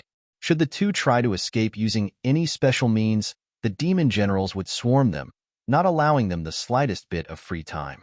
The eyes of the two high gods were filled with despair. They knew that they would not be able to escape death. They used whatever little energy they had to approach the divine guards around them. It was as though they were planning to inflict serious damage on the divine guards before they died. The divine guards knew that the two were low gods and therefore did not come into contact with them. Instead, they would surround and attack the two from a distance, wearing down their divine energy and patience bit by bit. Han Shuo and Rose did not join in the attack. They merely stood around the two and deployed a few barriers. Gradually, under the siege of nearly 100 divine guards, the two high gods' divine energies were being depleted. Whenever the divine energies in their bodies went out of control, the demon generals hidden in the vicinity would swarm over and stop the abnormalities in their bodies, preventing them from using any special means to escape. Balins did not join in the attack either. He continued to instruct the divine guards around him and taught them the most effective way to surround and attack an expert. The divine guards excitedly distanced themselves from the two high gods and attacked in coordination with the formation they learned in the 8 Desolation and Torment formation. The concentrated attacks left no gaps for the two high gods to retaliate. For the two high gods, perhaps they had never experienced such a humiliating scene in their entire lives. When they repeatedly mobilized their forces and prepared to escape at the cost of sustaining serious injuries or losing a realm in strength, the demon general gave them every opportunity to extinguish their plans. After repeating this a few times, the two finally knew that they had no other choice but to die. With the boundaries set up by Han Shuo and Rose, the two high gods could not even charge at the divine guards around them and inflict heavy damage on them. Seeing that they had become the target of humiliation and the target of their training, the two finally could not endure the humiliation any longer. The two suddenly gave up resisting and allowed the divine weapons and divine energies of the divine guards around them to land on their bodies. Under the assault of the divine weapons and divine energies, the two high gods whose divine energies were nearly depleted finally fell into a pool of blood. Cauldron Spirit took the opportunity to devour 2 more high god souls. As the demon generals in the Cauldron of Myriad Demon increased in number and quality, every time Han Shuo absorbed Cauldron Spirit's energy, he could clearly sense that the Cauldron of Myriad Demon was rapidly growing stronger. To Han Shuo, the Cauldron of Myriad Demon's strength was equivalent to his own strength. Therefore, Han Shuo spared no effort to help the Cauldron of Myriad Demon absorb more souls. He died just like that. Bernard cursed angrily. It seemed like he hadn't had enough fun yet. The surrounding divine guards were rather dispirited as well. They did not expect that the two attackers would suddenly give up just as they were enjoying the show. They had not even had the chance to enjoy the show to their heart's content. Balins did not utter a word. After absorbing the 2 high god souls, he rapidly went to the 2 corpses. After removing the masks worn by the corpses and taking a few careful glances, Balins stood up, turned to Han Shuo, shook his head indifferently, and said, "Senior, I don't recognize these faces." Balins had been in Erebus Third Corps for several years and was very familiar with all the members of large family clans in the City of Shadows. There were many characters that even Han Shuo had not met, but Balins had gotten to know them through various means. High gods were a special group with the least number and the highest status in any city. If the two were from the City of Shadows, there was no reason for Balins not to know them. Therefore, When Balin shook his head and said that he did not know the two, Han Shuo was certain that the two were from another city. After thinking for a moment, Han Shuo realized that he had only offended Hushvale City and Portlam, who came from another divine domain. He wondered if it was one of them who did it. Han Shuo bunched his brows and pondered for a moment. He looked around and instructed in a low voice, "Before I get to the bottom of this, do not tell anyone about what happened." After taking a short pause, Han Shuo added, "Including those from the House of Saint." For 5 high gods to ambush Han Shuo and 2 to escape meant that Han Shuo might have offended an extremely powerful force.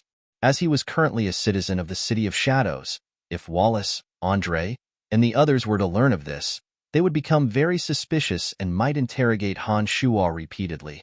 If other family clans were to learn of this, they would surely be astonished by Han Shuo's terrifying strength. There would be no suspense in the competition between Divine Guard chiefs. After the battle, all the Divine Guards of the 5th Corps looked at Han Shuo with gazes filled with reverence. Those Divine Guards who were previously doubtful of Han Shuo were no longer doubtful. Every one of them was wholeheartedly convinced by Han Shuo. Therefore, after Han Shuo finished his speech, the 100 or so 5th Corps Divine Guards respectfully nodded their heads in agreement. Not a single one of them had any other opinions. Cultivation was the norm on Elysium. Most people would view improving their strength as their top priority. It was for this reason that the people of Elysium worshipped the strong and would show proper respect to the truly strong. When Han Shuo proved to them that he possessed the strength to easily kill a high god, these unruly 5th Corps Divine Guards became well-behaved and wholeheartedly acknowledged Han Shuo as their new Divine Guard chief. "Rest assured, my lord, no one will say anything." When Barnard looked at Han Shuo again, his gaze was completely different. When he spoke, his tone was one of reverence from the bottom of his heart. Han Shuo nodded and said, "I am your chief of Divine Guards. As long as you listen to my commands and follow them with all your heart, there will be no problem." Han Shuo looked around and put on a faint smile before he said, "All right, I believe that the 2 who escaped will not come back. Let's continue our journey towards soaring Cloud Mountain Range." "Senior, there shouldn't be any more danger. Can they continue their training in stealth and pursuit?" asked Balins as he bowed at Han Shuo. "Sure," replied Han Shuo straightforwardly. He did not think that the 2 would dare to come back. While Balins and the Divine Guards continued their training, Han Shuo instructed Rose, "Don't let anyone disturb me." Rose stared blankly for a moment. She did not understand why Han Shuo would suddenly give such an order. However, Rose did not ask any questions and merely nodded indifferently. Although the relationship between her and Han Shuo had improved a long time ago, Rose still rarely spoke. She would only answer Han Shuo when he asked her questions. She would never take the initiative to engage in meaningless conversation with Han Shuo. After giving the instruction, Han Shuo closed his eyes and sat cross-legged on the ground without looking at Rose again. With one thought of his consciousness, a demon general refined from a high god's divine soul flew away from Han Shuo at extreme speed and headed towards the north. When Han Shuo concentrated his attention on issuing an order to the demon general refined from a high god's divine soul and imbued it with demonic yuan, the speed of the immaterial demon general was unimaginably fast. It was much faster than when Han Shuo unleashed the art of the demonic ninth heavens with cauldron spirit's energy. The demon general was incorporeal and unaffected by gravity. It had the advantage of speed to begin with. With the addition of cauldron spirit's energy, it was only natural that it would move even faster. Previously, when he was battling the 2, Han Shuo had dripped a drop of his blood essence on the shorty's armor. His blood essence and Han Shuo's had a miraculous connection. Although the 2 managed to escape by using an extraordinary space divine tool, as the shorty had a drop of Han Shuo's blood essence on him, Han Shuo could vaguely sense the location of the 2 when he concentrated on sensing. Han Shuo could sense that the 2 were extremely far away from him and that they were moving at high speed. At this moment, even if Han Shuo were to pursue them at full speed, he might not be able to catch up to them. Most importantly, he had to ensure that he was within the group of divine guards. Otherwise, if another danger were to arise, He feared that the divine guards would not be able to handle it. Therefore, Han Shuo did not make a move himself. Instead, he used the strongest form of this spirit demon to investigate the situation. He did not hope that this demon general would be able to harm the two, but he hoped that this demon general would be able to learn the identity of the enemy. That way, he would be able to take precautions in the future or eliminate this threat when the opportunity presented itself. The demon general increased its speed to the maximum. It was as though it was moving between planes of existence. Its incorporeal body left faint ripples in the air as it rapidly moved towards the area Han Shuo sensed. Half an hour later, Han Shuo withdrew his consciousness. The demon general that was moving at high speed suddenly slowed down and began to cautiously approach the area ahead. The two figures rapidly moved away without any intention of stopping. From their short stature and the speckles on their gloves, Han Shuo knew that they were the two attackers who had escaped. The two were completely unaware that an invisible eye was following them from afar. The demon general followed the two for 10 minutes or so. Suddenly, the two slowed down and turned into a cave covered by broken rocks and willow branches. The shorty let out a cough. Several shadows slowly emerged from the cave.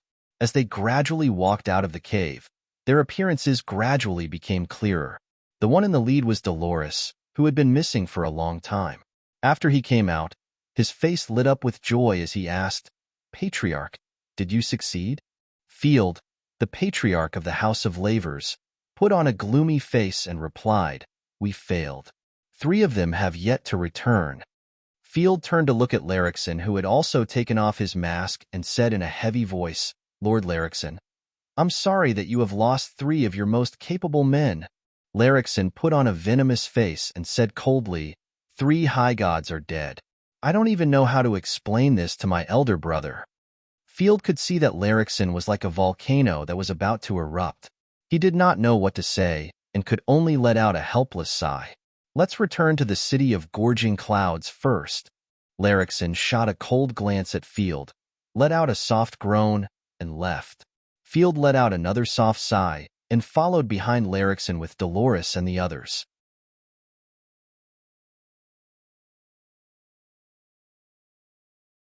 Chapter 783. The city of gorging clouds, the leader of the 7 major cities of the Darkness Dominion, was undoubtedly the strongest. Larrickson, the younger brother of Yaris, the city lord of the city of gorging clouds, cultivated in the Edict of Destruction and was a late-stage high god. Of the 7 cities of the Darkness Dominion, the city of gorging clouds had the most high gods. Yaris House of Broadhurst was the oldest and most powerful family clan in the Darkness Dominion. They were highly regarded by the Overgod of Darkness.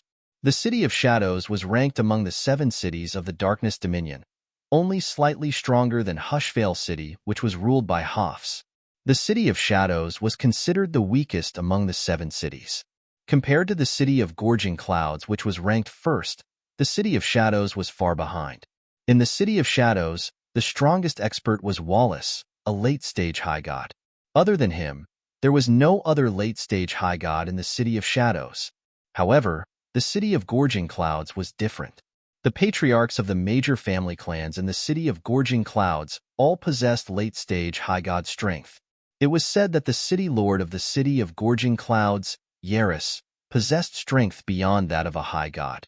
Of course, he was an overgod without a quintessence. When Han Shuo learned that the 5 people who ambushed him, other than Field from the House of Lavers, were from the largest family clan in the City of Gorging Clouds, the House of Broadhurst, he was astonished. Having lived in the City of Shadows for so long, Han Shuo had more or less learned about the situation in the cities of the Darkness Dominion.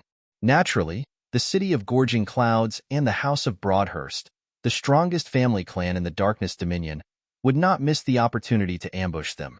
Therefore, when Field shouted the name of the shorty, Han Shuo immediately knew the identity of the 3 high gods he killed. After giving it some thought, Han Shuo realized that after the House of Lavers left the City of Shadows, they had arrived at the City of Gorging Clouds through various means and obtained the protection of the House of Broadhurst. They had also made a secret agreement with Yaris' brother, Larrickson. With the arrival of the House of Lavers in the City of Gorging Clouds, the City of Gorging Clouds' strength continued to soar and lead the other 6 cities.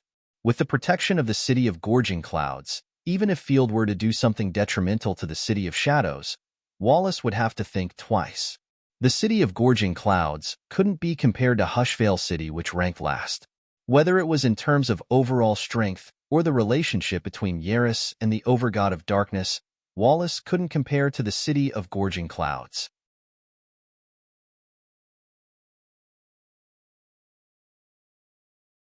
When he saw that none of the divine guards of the Fifth Corps had strayed more than 100 miles away from him, he felt relieved.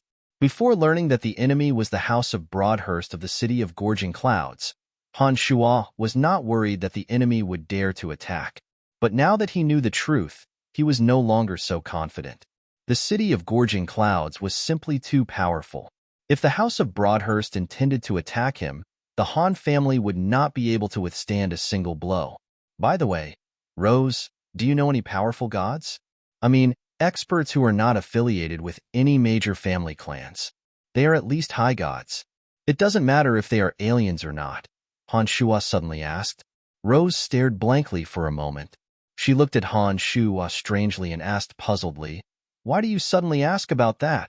The Han family currently had sufficient crystal coins, and their influence in the City of Shadows was rapidly expanding.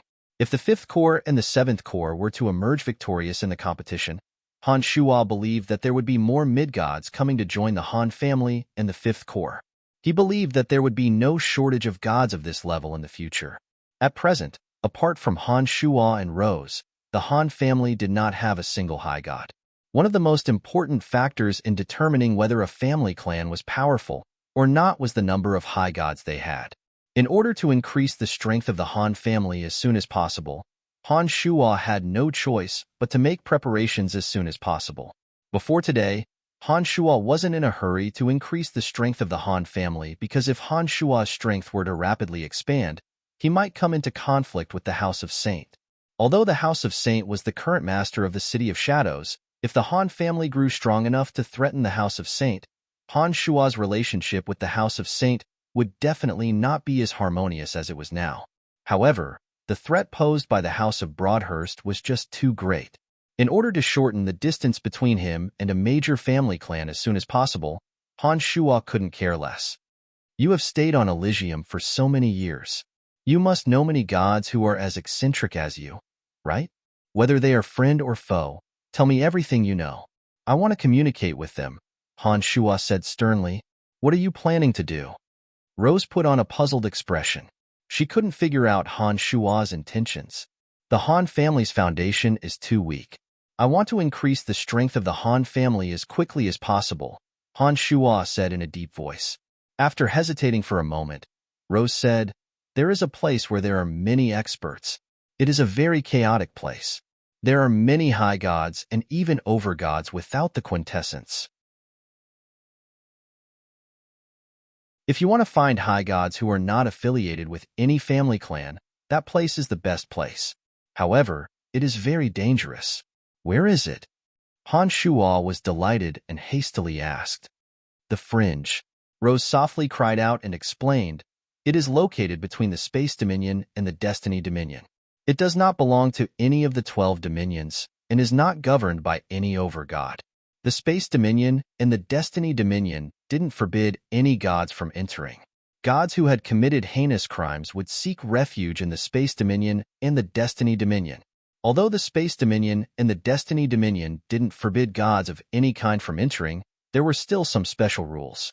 But the Fringe is different. It is located between the Space Dominion and the Destiny Dominion. It is the most chaotic and lawless place on Elysium. It is not under the control of any overgod. There, whoever has the biggest fist has the most weight. I used to stay in the Fringe for a period of time and was nearly killed several times. I came to live in the Darkness Dominion because I cultivate in the energy of darkness. The Fringe? Han Shuo put on a faint smile and said, the name alone tells me that it is an interesting place. After taking a short pause, Rose continued, even you were nearly killed in the Fringe? I still remember the few people who tried to kill me. Once I have the confidence to kill them, I will seek revenge on them, Rose said hatefully. She was a little embarrassed at the mention of the Fringe. You don't have to wait too long. After the competition between the 7 corps is over, I will take care of the Han family in the City of Shadows. Then, I will go to the Fringe with you. I will avenge you, Han Shuo promised Rose. Rose put on a rather strange expression when she heard that Han Shuo would avenge her.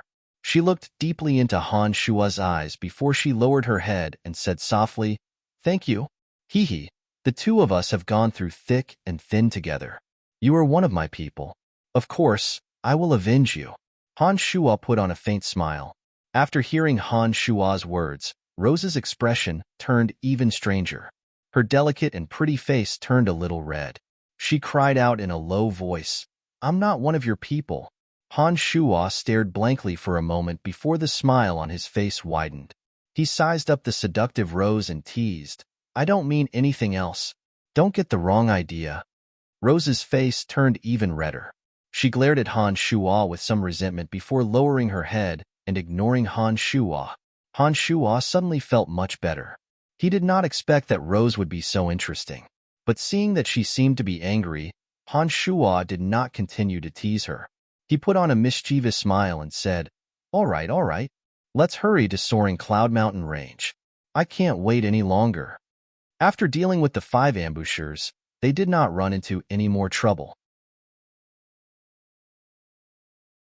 6 days later, Han Shuo and his 5th Corps finally arrived at Soaring Cloud Mountain Range.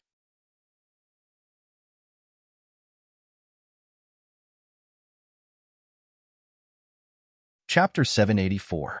The Soaring Cloud Mountain Range was covered in clusters of clouds. At first glance, the entire sky was filled with dense clouds. Those clouds appeared to be extremely low, as though they were made of cotton that floated in midair. It was as though one would be able to land on those clouds with a single leap. It was early in the morning. Sparkling and translucent mist hung from the lush green shrubs, making them look like tiny crystals. The faint mist lingered in the air, filling the lush mountain range with plants and towering ancient trees. It was as though the mist had fused with the clouds in midair, filling the entire Soaring Cloud Mountain Range with a hazy and beautiful scenery. As expected, Han Shuo and his company were the first batch of divine guards to enter the Soaring Cloud Mountain Range. After entering the mountain range, Han Shuo used his demon generals to scout the surroundings. He discovered that none of the other corps of divine guards had arrived yet.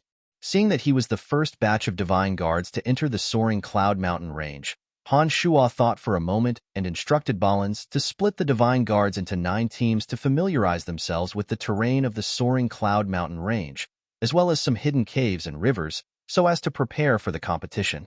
Some of the members of the 5th Corps were newcomers. They were not familiar with the situation around the City of Shadows.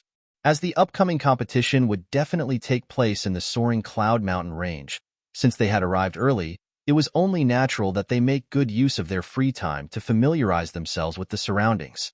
As the members of the other Corps of Divine Guards were veterans who often carried out missions in various regions of the City of Shadows, they were definitely familiar with the Soaring Cloud Mountain Range. Some of them might even be familiar with every region of the Soaring Cloud Mountain Range. This was why they were not in a hurry to arrive.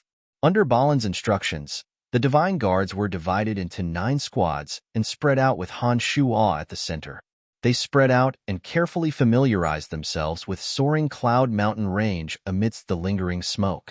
Wherever Han Shuo went, the demon generals would follow. He didn't need to move at all to observe everything in the Soaring Cloud Mountain Range through the demon generals. The demon generals hid themselves and followed behind the 9 teams, secretly observing the situation in the mountain range. The Soaring Cloud Mountain Range occupied a very vast area. It was even vaster than Fort Lossberg that belonged to the Han family. The demon generals spent 2 days exploring only half of the mountain range. There were many magical beasts and all kinds of plants in the Soaring Cloud Mountain Range. However, as the mountain range was too close to the City of Shadows, the magical beasts were not powerful and posed no threat to Han Shuo and his party. The exotic plants that grew in the Soaring Cloud Mountain Range became Han Shuo's targets for harvesting. As the Divine Guards only had a basic understanding of the situation in the vicinity and had nothing urgent to do, Han Shuo gave them the order to harvest exotic plants in the vicinity. The divine guards did not know which plants Han Shuo was looking for and could only follow Han Shuo's instructions to pick plants that looked different from the common ones and had strange shapes. It was a pretty good method. Generally speaking, plants that were vastly different from ordinary plants were either poisonous plants or plants with special functions. While the divine guards were carefully scouting the surroundings, they did manage to collect many special plants that Han Shuo needed for refining pills. One of the divine guards collected dozens of scarlet grasses for Han Shuo. The grasses had branches and leaves as sharp as blades. Their roots were blood red in color, as though blood was flowing in them. Where did you collect them? Han Shuo's eyes lit up when he saw the dozens of scarlet grasses. Those were blood essence grasses, a special plant that could improve blood circulation and refine blood. Most people who did not know the effects of blood essence grasses would bleed uncontrollably if they swallowed them. However, for those like Han Shuo who knew the effects of blood essence grasses, he could digest the medicinal energy contained in the blood essence grasses and combine it with demonic yuan to form more blood essences. Blood essences were the most fundamental source of energy to nurture a demonic infant. In the refinement and application of some special demonic weapons, blood essences were required as a catalyst. These dozens of scarlet blood essence grasses could allow Han Shuo to form hundreds of drops of blood essences in his demonic infant, greatly reducing the consumption of demonic yuan. Huh! Sanguiner softly exclaimed. He walked towards Han Shuo in high spirits. Sanguiner's eyes gradually turned red as he looked at the blood essence grasses. He exclaimed in surprise, "This plant contains a mysterious energy. I can sense that this energy seems to be very useful to me." Han Shuo stared blankly for a moment after hearing Sanguiner's words. He turned his head to look at Sanguiner. When he discovered that Sanguiner's eyes were somewhat red, he suddenly came to a realization. He smilingly said, "I almost forgot that you cultivate in Blood God Mantra." After taking 9 blood essence grasses and storing them, Han Shuo handed the rest to Sanguiner and said, "Consume it and digest the energy inside. It will be more useful to you than it is to me." Sanguiner was just saying it. He had no intention of taking the blood essence grasses. Upon hearing Han Shuo's words, Sanguiner hastily shook his head and said, "Master, it's better for you to consume it. I believe you need it more than me." Sanguiner was very obedient towards Han Shuo. After leaving the Abyss Realm, Sanguiner had regarded Han Shuo as his only relative. In his opinion, as long as Han Shuo grew stronger, they would naturally be safer. Upon hearing that the blood essence grasses were also useful to Han Shuo, he immediately pushed all of them to Han Shuo. Han Shuo smiled and shook his head. He explained, "This is called blood essence grasses. The energy you sensed in it can help me condense more blood essence. However, that energy can directly enhance your strength. Therefore, it will be more useful to you." After a short pause, Han Shuo continued, "You are my disciple. The stronger you are, the more face I will have. This is my order. Don't refuse it." Upon hearing Han Shuo's words, Sanguiner hesitated for a moment before finally nodding his head. He happily took the blood essence grasses from Han Shuo's hand and swallowed them right in front of Han Shuo. After chewing and swallowing dozens of blood essence grasses, the scarlet juice of the blood essence grasses, which looked like fresh blood, slowly trickled down from the corner of his mouth. Coupled with the wonderful contented expression on Sanguiner's face, it made him look somewhat strange. Sanguiner's eyes suddenly turned scarlet like blood. His face also turned as red as if he had smeared fresh blood on it. Wisps of blood mist slowly drifted out from Sanguiner's body but did not disperse. They hovered around Sanguiner's body. A faint smell of blood came from Sanguiner's body. Under Han Shuo's attentive gaze, Sanguiner's eyes gradually flickered with blood-red light. The energy contained in the blood essence grasses gradually merged with the blood in his body. After a while, Sanguiner took a deep breath and sucked all the blood mist that hovered around him into his stomach. Sanguiner let out a satisfied burp and said delightedly, "Thank you, Master. This blood essence grasses are very useful to me. I can feel that the blood in my body is becoming purer and purer." "That's good." Han Shuo put on a faint smile and nodded. He turned to the divine guard and asked, Where did you find these strange grasses? The divine guard, who had been staring at Sanguiner for a long while, was startled by Sanguiner's performance, suddenly came to his senses. He hastily replied, I can't tell you the exact location, but I can lead you there. This divine guard had been on Elysium for a long time, but he had never seen anyone like Sanguiner who could skillfully utilize the energy in his blood. This was a novel and shocking discovery to him. He thought to himself, like master, like disciple, both are just as extraordinary. All right, lead the way, said Han Shua calmly. He and Sanguiner then followed behind the divine guard. Blood essence grasses were special plants that could absorb the energy in blood. The blood of any living being would contain energy. The stronger the living being, the greater the energy in their blood. When a living being died near a blood essence grass, the blood that flowed out of their body would be absorbed by the blood essence grasses, allowing the blood essence grasses to grow stronger and stronger. Their roots would turn as red as blood. Generally speaking, even if several powerful living beings died nearby, the energy in their blood would at most grow into 1 or 2 blood essence grasses. It was very strange that this divine guard could collect dozens of blood essence grasses at once. Therefore, Han Shua asked the divine guard to bring him over to take a look. Soon enough, the divine guard led Han Shua and Sanguiner to a shallow river. The water was barely deep enough for all kinds of plants to grow on the surface of the river. Among them were a few blood essence grasses that had not been collected.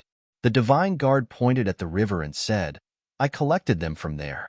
I noticed that the color of the grasses was rather strange, and there seemed to be blood flowing in their roots. That's why I collected them. Look, there are still a few more over there. I didn't know that these grasses would be useful, so I didn't collect them all at once.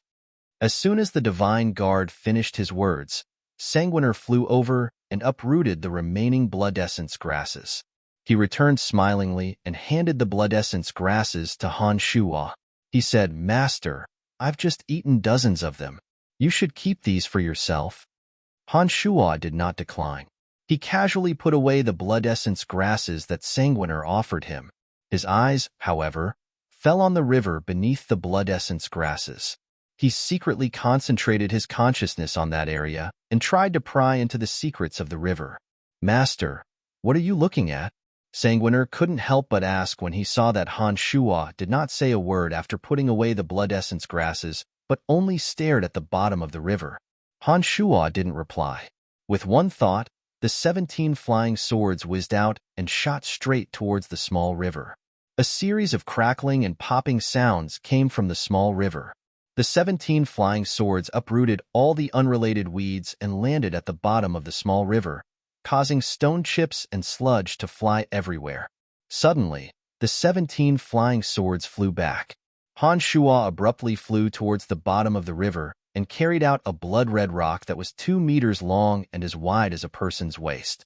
The rock looked as though it had been sprayed with blood. It was so red that it looked demonic and gave off an uncomfortable feeling. After carrying the blood-red rock out, Han Shua put on a faint smile and said to Sanguiner, You've been lacking a suitable weapon. Haha, now you have the material.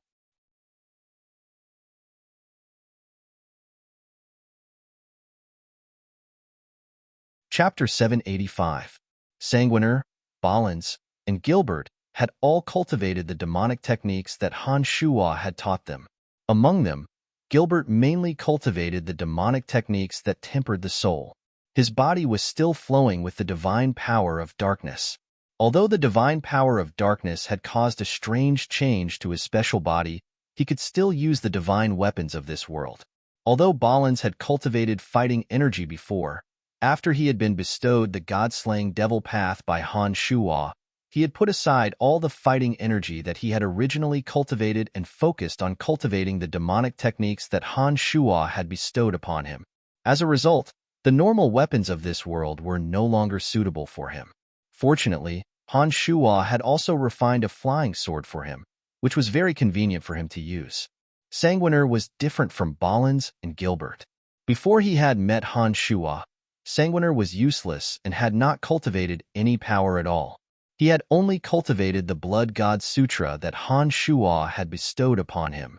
In addition, He had the body of a sanguiner, which was why he had improved so quickly. It was precisely because Sanguiner cultivated the special Blood God Sutra that Han Shuo had not been able to find a suitable demonic weapon for Sanguiner. Han Shuo had long given the Bloodthirst Banner to Sanguiner, but the Bloodthirst Banner was, after all, a demonic weapon that Han Shuo had refined in the early stages. Moreover, the quality of the materials was also limited, and it was not refined specifically for Sanguiner, who cultivated the Blood God Sutra. Therefore, Sanguiner always felt that the Bloodthirst Banner was not very comfortable with it. The demonic techniques that he cultivated were different from those of ordinary people, and it was very difficult to forge a suitable demonic weapon for him. Han Shuo had also thought of helping him forge a demonic weapon that was most suitable for him, but unfortunately, he had not been able to find the right materials. And this blood-red rock at the bottom of the river was the most suitable material to forge a demonic weapon for Sanguiner. Master, what is the use of this rock? Sanguiner was puzzled. He saw that the color of the rock was pleasing to the eye, but there seemed to be nothing special about it. He could not help but ask. The divine guard who brought Han Shuo and Sanguiner suddenly had a strange expression on his face. His face turned deep red as he looked at Han Shuo and Sanguiner in confusion. He suddenly cried out in alarm. Huh? I can't control the blood in my body. Sanguiner stared blankly for a moment. He took a glance at the divine guard and put on an innocent face as he said, I didn't do anything to you. With a wave of his hand, a surge of energy carried the divine guard into the air. When the divine guard stopped 100 meters away and his expression gradually returned to normal, Han Shuo softly commanded, Get out of here. After the divine guard left, Han Shuo smilingly said to Sanguiner, It really wasn't you. He then pointed at the blood-red rock on the ground and said, It was that. Sanguiner was shocked. He asked in disbelief, How is this possible? Sanguiner stared at the rock under his feet and asked, Why didn't I feel anything strange? Only you are unaffected. Han Shuo put on a faint smile and explained, Master, aren't you fine as well? Sanguiner put on a surprised face. He looked at the rock under his feet and then at Han Shuo before he asked. Of course I'm affected. Han Shuo took a short pause before he continued. However, I can completely endure this kind of influence. The blood in my body will not mutate because of it. After hearing Han Shuo's explanation, Sanguiner realized that there was something unusual about the rock. The more Sanguiner looked at the blood-red rock, the more he liked it. It was as though the rock belonged to him in the first place. Reach out and touch it. Feel it with your heart, and you'll know what's different about this rock compared to ordinary rocks. Han Shuo reminded him with a smile. Sanguiner had this thought and immediately pressed his hand on the blood-red rock. As soon as his fingers touched the rock, his face suddenly beamed with surprise. He looked at Han Shuo and said excitedly, There's a power in the rock, a power similar to the blood essence grass. Oh no, it's a little different. It's even purer than the power in the blood essence grass. Han Shuo nodded and said, This rock is called the blood crystal.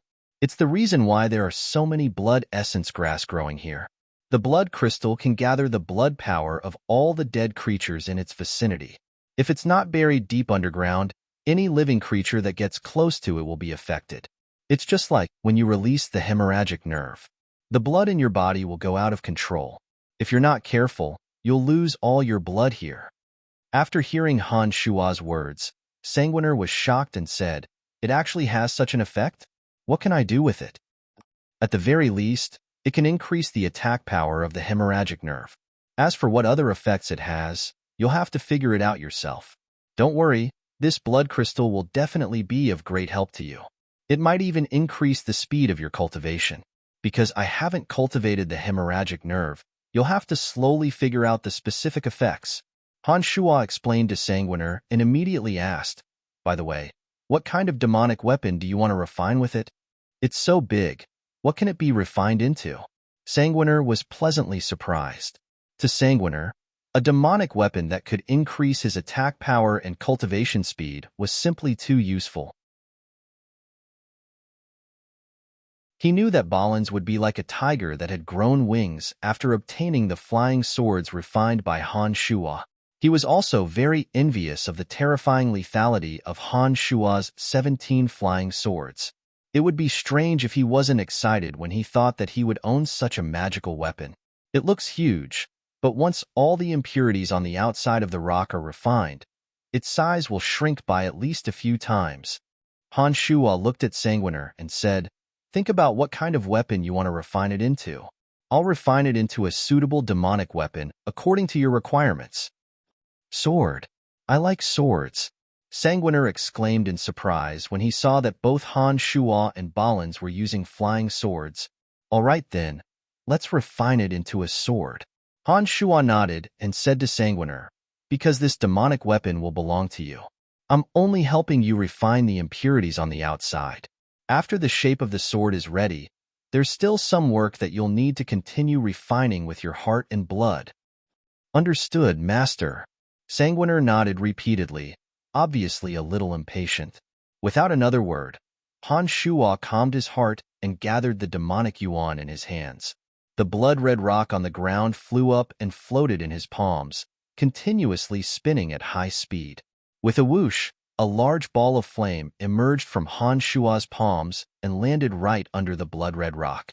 The temperature of the blazing flame was astonishing. Standing beside Han Shuo, Sanguiner immediately felt the scorching heat and subconsciously took a few steps back. The scorching flame roasted the large piece of blood-red rock. The strange flame energy gradually melted the rock. The blood-red crystal was very miraculous. Under the roasting of the flame in Han Shuo's palms, the core became redder and redder, as though it was really dripping blood. However, the outer layer of the rock became somewhat charred and cracked. The flame seemed to have forced the pure energy on the outer layer of the blood crystal into the innermost layer. "Eh!" A soft exclamation came from afar. Rose was quietly standing in the distance, staring blankly at Han Shuo's refinement. After arriving at Soaring Cloud Mountain Range, Rose found a hot spring. For the past 2 days, she had been leisurely soaking in the hot spring with a few divine guards. She had just finished soaking in the hot spring. When she heard from her divine guards that Han Shuo was heading in this direction, she indifferently followed him. She did not expect to see Han Shuo refining a weapon right after arriving at the hot spring. On Elysium, every great metallurgist would need several energy towers to smelt the materials and also to carve out many complicated and abstruse magical matrices on the ground. It would take a lot of time to gather all kinds of energy to refine a divine weapon. The process of refining a divine weapon was very troublesome and complicated. Han Shuo's method of refining a weapon using only a piece of material and a pair of hands had never been seen on Elysium. Rose had no idea how Han Shuo was going to refine the material into the shape of a weapon without the help of special magical matrices and energy towers. Rose, who was wearing a face filled with amazement, stared blankly at Han Shuo, who was concentrating on refining a demonic weapon. For some reason, she found Han Shuo's serious and focused demonic weapon extremely attractive. She had no reason to believe that Han Shuo would be able to refine a weapon perfectly. Under the watchful eyes of Rose and Sanguiner, pieces of jet-black gravel cracked and fell from the edge of the blood crystal. The blood crystal, which was 2 meters long and as wide as a man's waist, was gradually shrinking under the heat of the flames in Han Shuo's palm. As the blood crystal shrunk, the surrounding blood-red color seemed to converge at its center, causing the center to become redder and redder, as though there really was blood flowing within it. Gradually, the large piece of blood crystal took the shape of a broadsword. The flames in Han Shuo's palm grew more and more vigorous. The blood crystal in the shape of a broadsword constantly spun in Han Shuo's palm. Small pieces of gravel fell from the crystal as the broadsword slowly radiated a blood-red radiance. After a while, the flames in Han Shuo's palm gradually weakened while the blood-red radiance on the broadsword grew brighter and brighter. It illuminated the surrounding area as though it had been dyed red with blood. A faint scent of blood began to waft out from the light. Sanguiner, who had been watching Han Shuo from the side, had eyes filled with impatience and excitement. When Han Shuo removed the impurities from the blood crystal, the purest form of the blood crystal was revealed. Sanguiner, who cultivated the blood god mantra, suddenly felt as though he had formed a miraculous connection with the broadsword.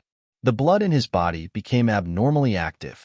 With a thud, the broadsword-shaped blood crystal fell to the ground. Han Shuo retracted the flames in his palm and used the water from the small river to wash the blood crystal. With a sizzling sound, the blood crystal began to emit thick smoke. After rinsing the blood crystal several times, all the dirt on the outside of the blood crystal was washed away. Han Shuo glanced at the excited Sanguiner and said, "Pick it up and try it." Sanguiner was overjoyed and hurriedly picked up the broadsword forged from the blood crystal. Sanguiner shouted, "It's so heavy!" An intense blood-red radiance suddenly burst out from the broadsword. Even Han Shuo's blood began to throb unnaturally, as though it wanted to shoot out of his body and splash onto the broadsword. "Haha, I like it so much. Thank you, Master. Thank you, Master." Sanguiner cheered excitedly. It seemed that this broadsword forged from the blood crystal was very suitable for him.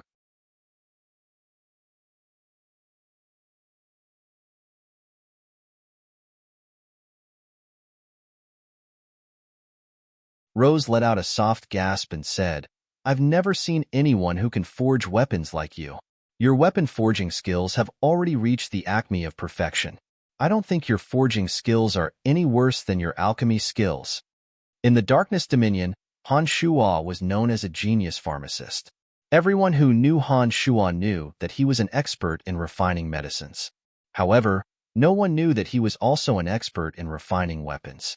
If it wasn't for Rose, who happened to see Han Shuo refining a broadsword for Sanguiner, even Rose herself wouldn't have believed that Han Shuo was such a genius.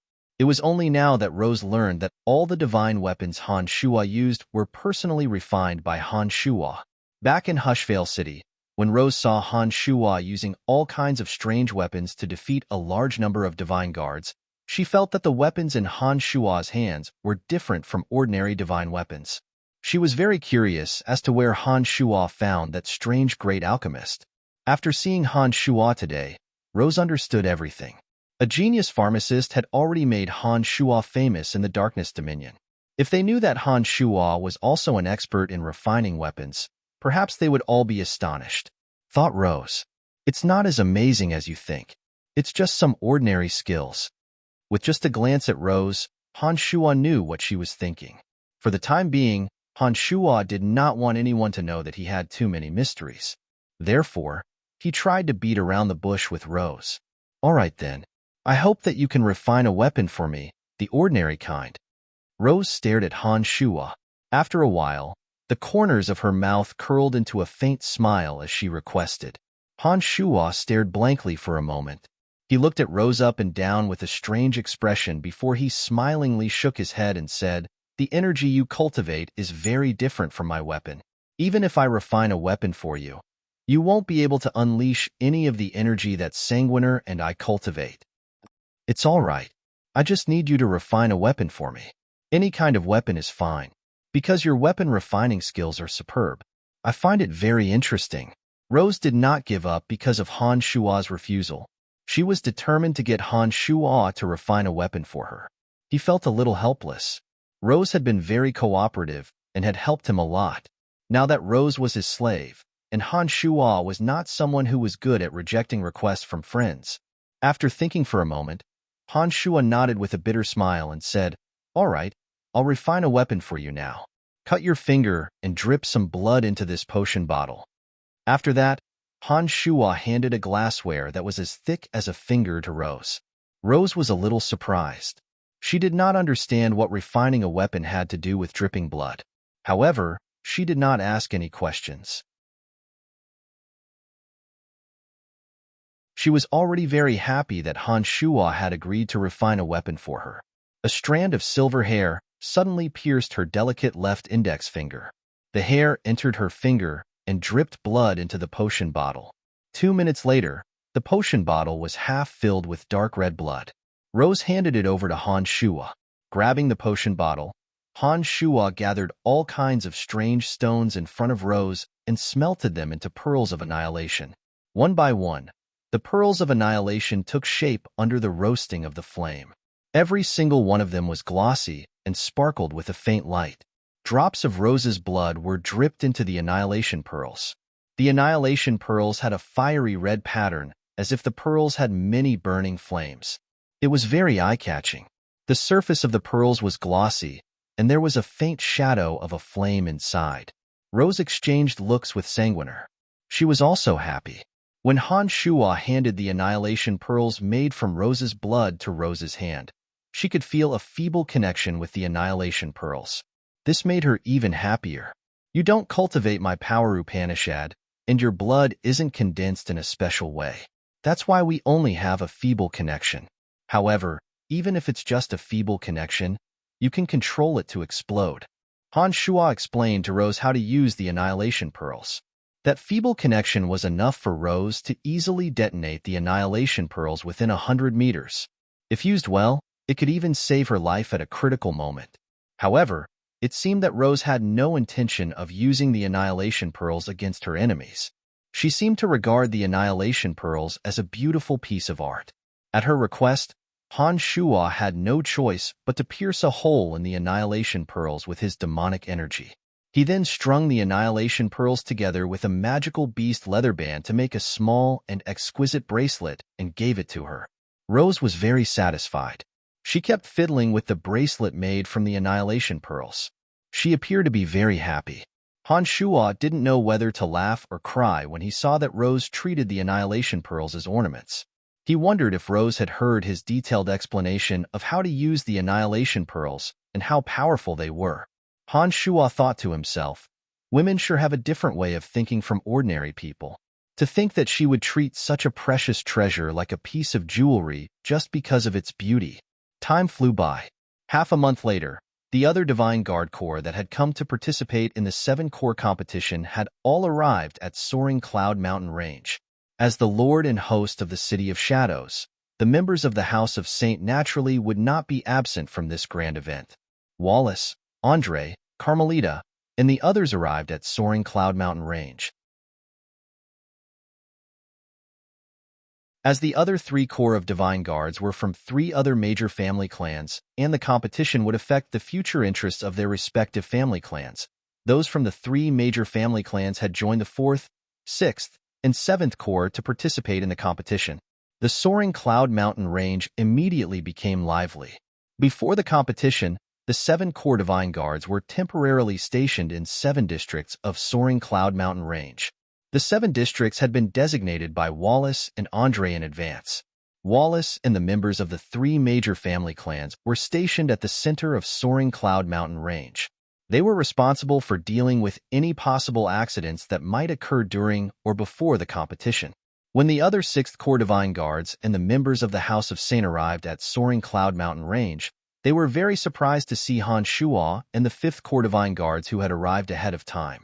When they looked at the 5th Corps Divine Guards' complexions, they suddenly put on vigilant expressions.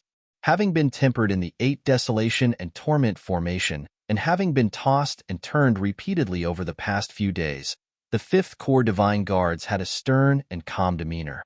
No matter how one looked at it, they did not look like a team made up of ordinary novices. Those who thought that the 5th Corps was going to be at the bottom of the list started to wonder. Andre and Wallace nodded to themselves. They felt that Han Shuo was more and more unfathomable. To be able to train the 5th Corps Divine Guards to such heights in such a short period of time was truly astonishing. Even Wallace himself did not have the confidence to train a group of Divine Guards to such heights in such a short period of time. This time, the 5th Corps might not necessarily be at the bottom. Wallace shot a glance at Andre beside him and said in a low voice. Andre nodded smilingly and said in a somewhat sneaky manner, "Elder brother, Carmelita is still unmarried. Do you think we should add some stakes to the competition?" Wallace stared blankly for a moment before he softly cried out, "What do you mean?" The Han family is very powerful. Brian was able to injure Hoffs of Hushvale City. At this rate, there will be a conflict of interest between them and our House of Saint in the future. Those in our House of Saint will not allow any family clan to threaten our position. In the end, the Han family may very well leave the City of Shadows.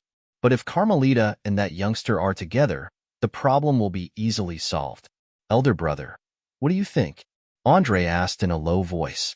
Hearing this, Wallace suddenly thought of the possibility he had just mentioned and suddenly became silent.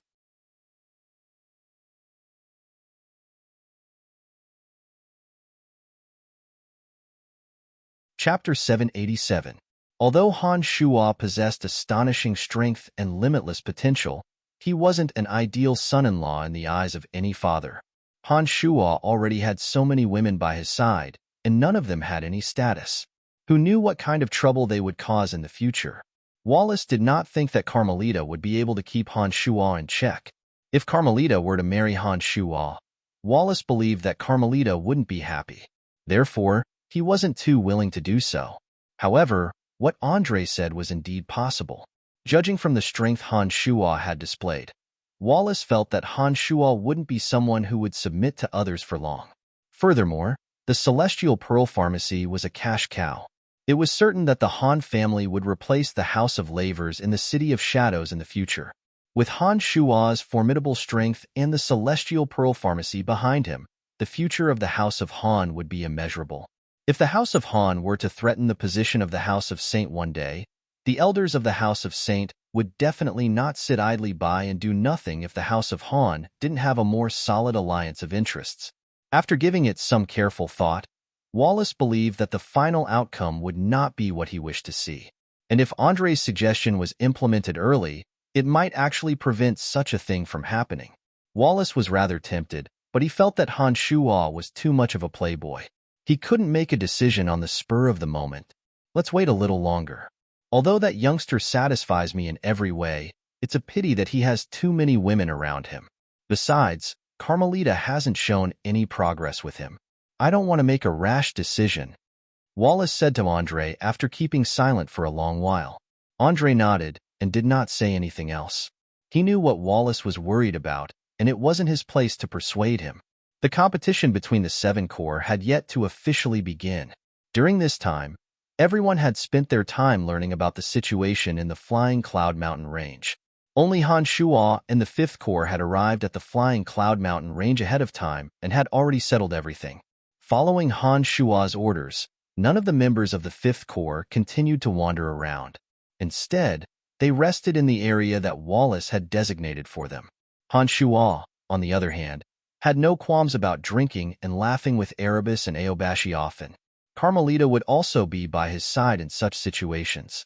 The few of them did not show the slightest bit of nervousness or excitement that a battle should have. One day, Han Shuo, Erebus, and Carmelita were happily chatting with Aobashi's divine guards. Suddenly, a young man with dark green skin and sharp eyes walked into the room. He had a head of clean, short hair that stood on end. He gave off an air of arrogance. The man nodded at Erebus and walked straight towards Aobashi. He looked at Aobashi for a few seconds without saying a word before he nodded indifferently and said, "Not bad. Your strength has not deteriorated." Upon finishing those words, he softly shouted, "Aobashi, this year, I will defeat you." Aobashi seemed to have long known the man's temper. She smirked disdainfully, let out a soft groan, and said, "You have never defeated me in the previous competitions. It will be the same this time." "It won't be the same this time," said the man with a solemn face. His face was brimming with confidence when he said those words. Those who did not know him would be infected by his confidence. "It will be the same." Aobashi did not show any signs of weakness. She let out a soft laugh and said, "Ralph, you use the cruelest methods to manage your subordinates. You do not care about their lives at all. You have trained them in the most dangerous environment. This is why your Second Corps is #1 in combat strength." After taking a short pause, Aobashi continued, "I do not agree with your way of doing things. Although your Second Corps has always been #1 in team competitions, it does not mean that your methods are correct. You have no right to meddle in my business." Ralph coldly groaned and continued, "In short, our Second Corps will emerge victorious in this competition, and you, too, will be defeated by me." What an arrogant fella. Carmelita could not stand it any longer. Although this Ralph was loyal and devoted to his father, he did not pay much attention to the other members of the House of Saint. Even when she was here, Ralph did not even nod his head in greeting. This showed that Ralph considered himself to be Wallace's slave and not the House of Saints. Ralph shot a glance at Carmelita and said in a lukewarm tone, "You have been seriously injured twice in just a few years and wasted so many divine essences of his lordship. Instead of cultivating properly, you have the cheek to come and participate in the competition." She pointed at Ralph and retorted, "What's so great about you? Aren't your second core divine guards as cold and sinister as you? What do you mean number one in combat strength? Do you think I don't know how many people you have sacrificed to train them?" Although the City of Shadows was vast, there were far too few who would dare criticize Carmelita to her face like Ralph. Carmelita had always disliked Ralph. However, as Wallace trusted and thought highly of Ralph, Carmelita couldn't do anything to him. It was precisely because of this that Ralph had never given Carmelita the cold shoulder. On top of that, Carmelita's strength was indeed higher than Carmelita's. Therefore, whenever she faced Ralph, she would always feel helpless. "Brian, help me teach him a lesson." Carmelita seemed to be extremely angry. She knew that as members of the House of Saint, Aobashi, and Erebus, it would not be appropriate for them to fight Ralph. Furthermore, Han Shuo was the only outsider by her side. Therefore, in her desperation, she turned to Han Shuo. Han Shuo stared blankly for a moment before he forced a smile and shook his head at Carmelita. He helplessly said, "This is a private matter of your family clan. It's not appropriate for me to get involved." From Han Shuo's point of view, although Ralph was indeed a little annoying to him, he was still a member of the House of Saint as Wallace thought highly of him.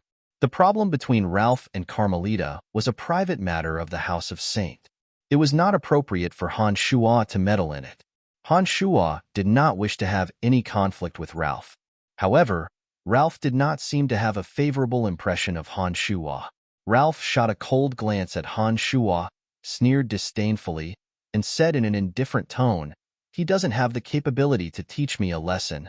Han Shuo bunched his brows and felt a little displeased. He had long heard that this Ralph had an eccentric temperament. In the City of Shadows, as he was highly regarded by Wallace, he did not even give face to the patriarchs of the three major family clans.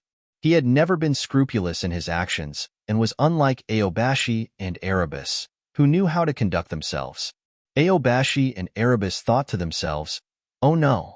They knew that although Han Shuo had always been amiable, he was a typical person who hid a dagger behind his smile.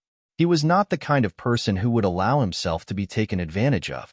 As expected, after looking at Ralph for a moment, Han Shuo put on a fake smile and said, "I heard that the second corps has always been the strongest among the 7 great divine guards in terms of combat strength. Hee, I really don't believe it. Right? The competition is about to begin. My newly established 5th Corps is very much looking forward to the 2nd Corps."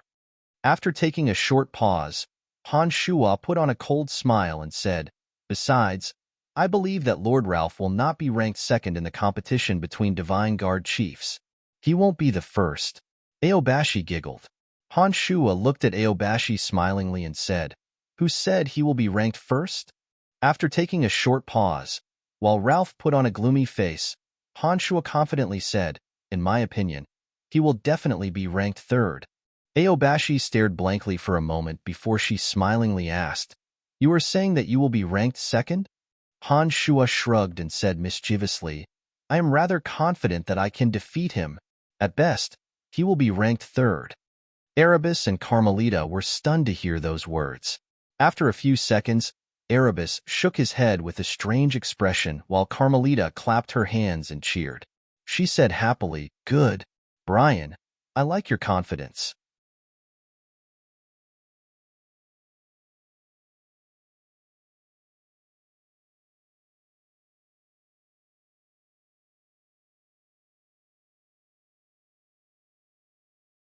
She thought to herself, no wonder Han Shuo was the only one who managed to survive and bring her back to the City of Shadows unscathed even though all her divine guards were killed. It turned out that he had been a powerful expert all along. It was just that he had been concealing his strength all along. Under Carmelita's pleasantly surprised gaze, Han Shuo put on a helpless and bitter smile. He did not know how to explain everything to Carmelita. Was he supposed to tell her that back in the mountain range, he only possessed low-god strength? If he were to say that, let alone Carmelita, no one would believe him. After all, on Elysium, there was no one who could advance from low god to high god in such a short period of time. Carmelita, Ralph's temper is rather stubborn. To think that he wouldn't even give you face. Han Shuo changed the topic and brought up Ralph. Carmelita was about to ask more, but after hearing what Han Shuo said, she immediately put on a furious face and said, "Don't mention that guy. He's like a mad dog raised by my father. In the City of Shadows, apart from my father, he bites anyone he sees. Not only are his second core divine guards astonishingly powerful, they are also extraordinarily capable. Many of the difficult problems in the City of Shadows are solved by him. Therefore, although he is as arrogant as a mad dog, no one can shake his position in the City of Shadows." Han Shuo had heard many rumors about Ralph. Wallace was willing to let Ralph handle some of the most dishonorable and dirty matters in the City of Shadows. Ralph would always live up to Wallace's expectations and would always get things done properly. It was for this reason that Wallace trusted Ralph more than any other chief of Divine Guards. Even when Carmelita was displeased with Ralph, Wallace would ignore her with a smile. "Don't worry, after this duel, Ralph will be well behaved," said Han Shuo in a calm and unruffled manner. He said confidently, "In a team duel, our fifth core will surely defeat the second core." Carmelita was astonished to hear those words from Han Shuo. She did not know where Han Shuo's confidence came from. She found it rather hard to believe. However, as Han Shuo had just helped her vent her anger, she naturally would not reveal her doubts. She patted on Han Shuo's shoulder smilingly and said, "Then it's up to you." Han Shuo nodded and parted ways with Carmelita. Han Shuo returned to the fifth core while Carmelita returned to the central region where Wallace and Andre were. **** Soaring Cloud Mountain Range. In a lush ancient forest at the southeast, there were many emerald green tents. This was the temporary camp of the Second Corps Divine Guards. Ralph flew back with a gloomy face. When Kiffin, the captain of the Second Corps, saw Ralph's gloomy face, he immediately walked over from afar, bowed slightly, and asked, "What's the matter, my lord?" Kiffin was an illegitimate child of a small family clan. He had been bullied and humiliated by his family. His heart was filled with endless hatred and resentment. But it was a pity that he could not vent the resentment that he had been suppressing for many years by himself. That was until he met Ralph. When Ralph saw that Kiffin's eyes were filled with bloodlust and hatred, he brought Kiffin into the Second Corps and helped Kiffin exterminate his own family clan. Kiffin watched helplessly as Kiffin tore his own father to shreds. Ralph had avenged Kiffin. In Kiffin's heart, Ralph was his master. All these years, Ralph had risked his life for Ralph. He trained the newly recruited Second Corps Divine Guards with insane and extreme methods without any regard for the lives of the Divine Guards. After sacrificing a large number of lives, the Second Corps Divine Guards had all turned into bloodthirsty demons. "Today, I met the rumored chief of the Fifth Corps," said Ralph in a sinister voice as he shot a glance at Kiffin. Kiffin stared blankly for a moment. The corners of his mouth curved into a disdainful smile as he replied, "That genius pharmacist? Instead of focusing on refining medicines, that youngster dares to take charge of the Fifth Corps and participate in the competition between our Divine Guards. What an ignorant fool. My lord, did you teach him a lesson?" Ralph's face turned cold as though he recalled how Han Shuo had forced him to retreat with a single punch. He coldly shouted. He declared that he would defeat our Second Corps and the brigade you lead. Kiffin was stunned. After a long while, he put on a sinister smile and said, "What an interesting youngster. Our Second Corps has been in the City of Shadows for many years. He has just been promoted, and he wants to replace our position in the City of Shadows. How audacious of him." Kiffin, every year, there will be a certain number of casualties in the competition. This year, when you compete with the Fifth Corps, you can exceed the quota. I will take responsibility if there are any problems. Ralph suddenly said after keeping silent for a moment. Kiffin was rather astonished. He immediately knew that Ralph was really angry at that so-called genius pharmacist. Otherwise, he wouldn't have disobeyed City Lord Wallace's order and exceeded the quota to kill divine guards of the Fifth Corps. Kiffin only followed Ralph's lead. His loyalty was to Ralph, not Wallace. Therefore, when he heard Ralph's words, Kiffin was only slightly stunned. Then, he nodded and said, "Don't worry, sir. Once we meet the Fifth Corps, I will let them know the consequences of offending you." Very good. Ralph's mood immediately turned for the better. It was as though he could already see the scene of the Fifth Corps Divine Guards being slaughtered in the competition. On the other side, Han Shua put on a cold smile and said, "So there is a quota for casualties." Hee hee, Ralph, oh Ralph, let's see who will suffer more casualties this time. Upon finishing those words, Han Shua found Sanguiner, Gilbert, and Ballins, as well as Barnard, who was the nominal leader of the team. 3 days later, the 7 Divine Guard chiefs and their company captains gathered at the center of the arena. Wallace and the patriarchs of the major family clans of the City of Shadows were present. On the grandstand at the center of the arena was a large oval sand table. The sand table depicted the soaring Cloud Mountain range with many red and blue lines densely marked on it. Ralph had been staring at Han Shua coldly the moment he appeared. His eyes were filled with undisguised provocation. Wallace, Andre, and the others noticed it and secretly paid close attention to it.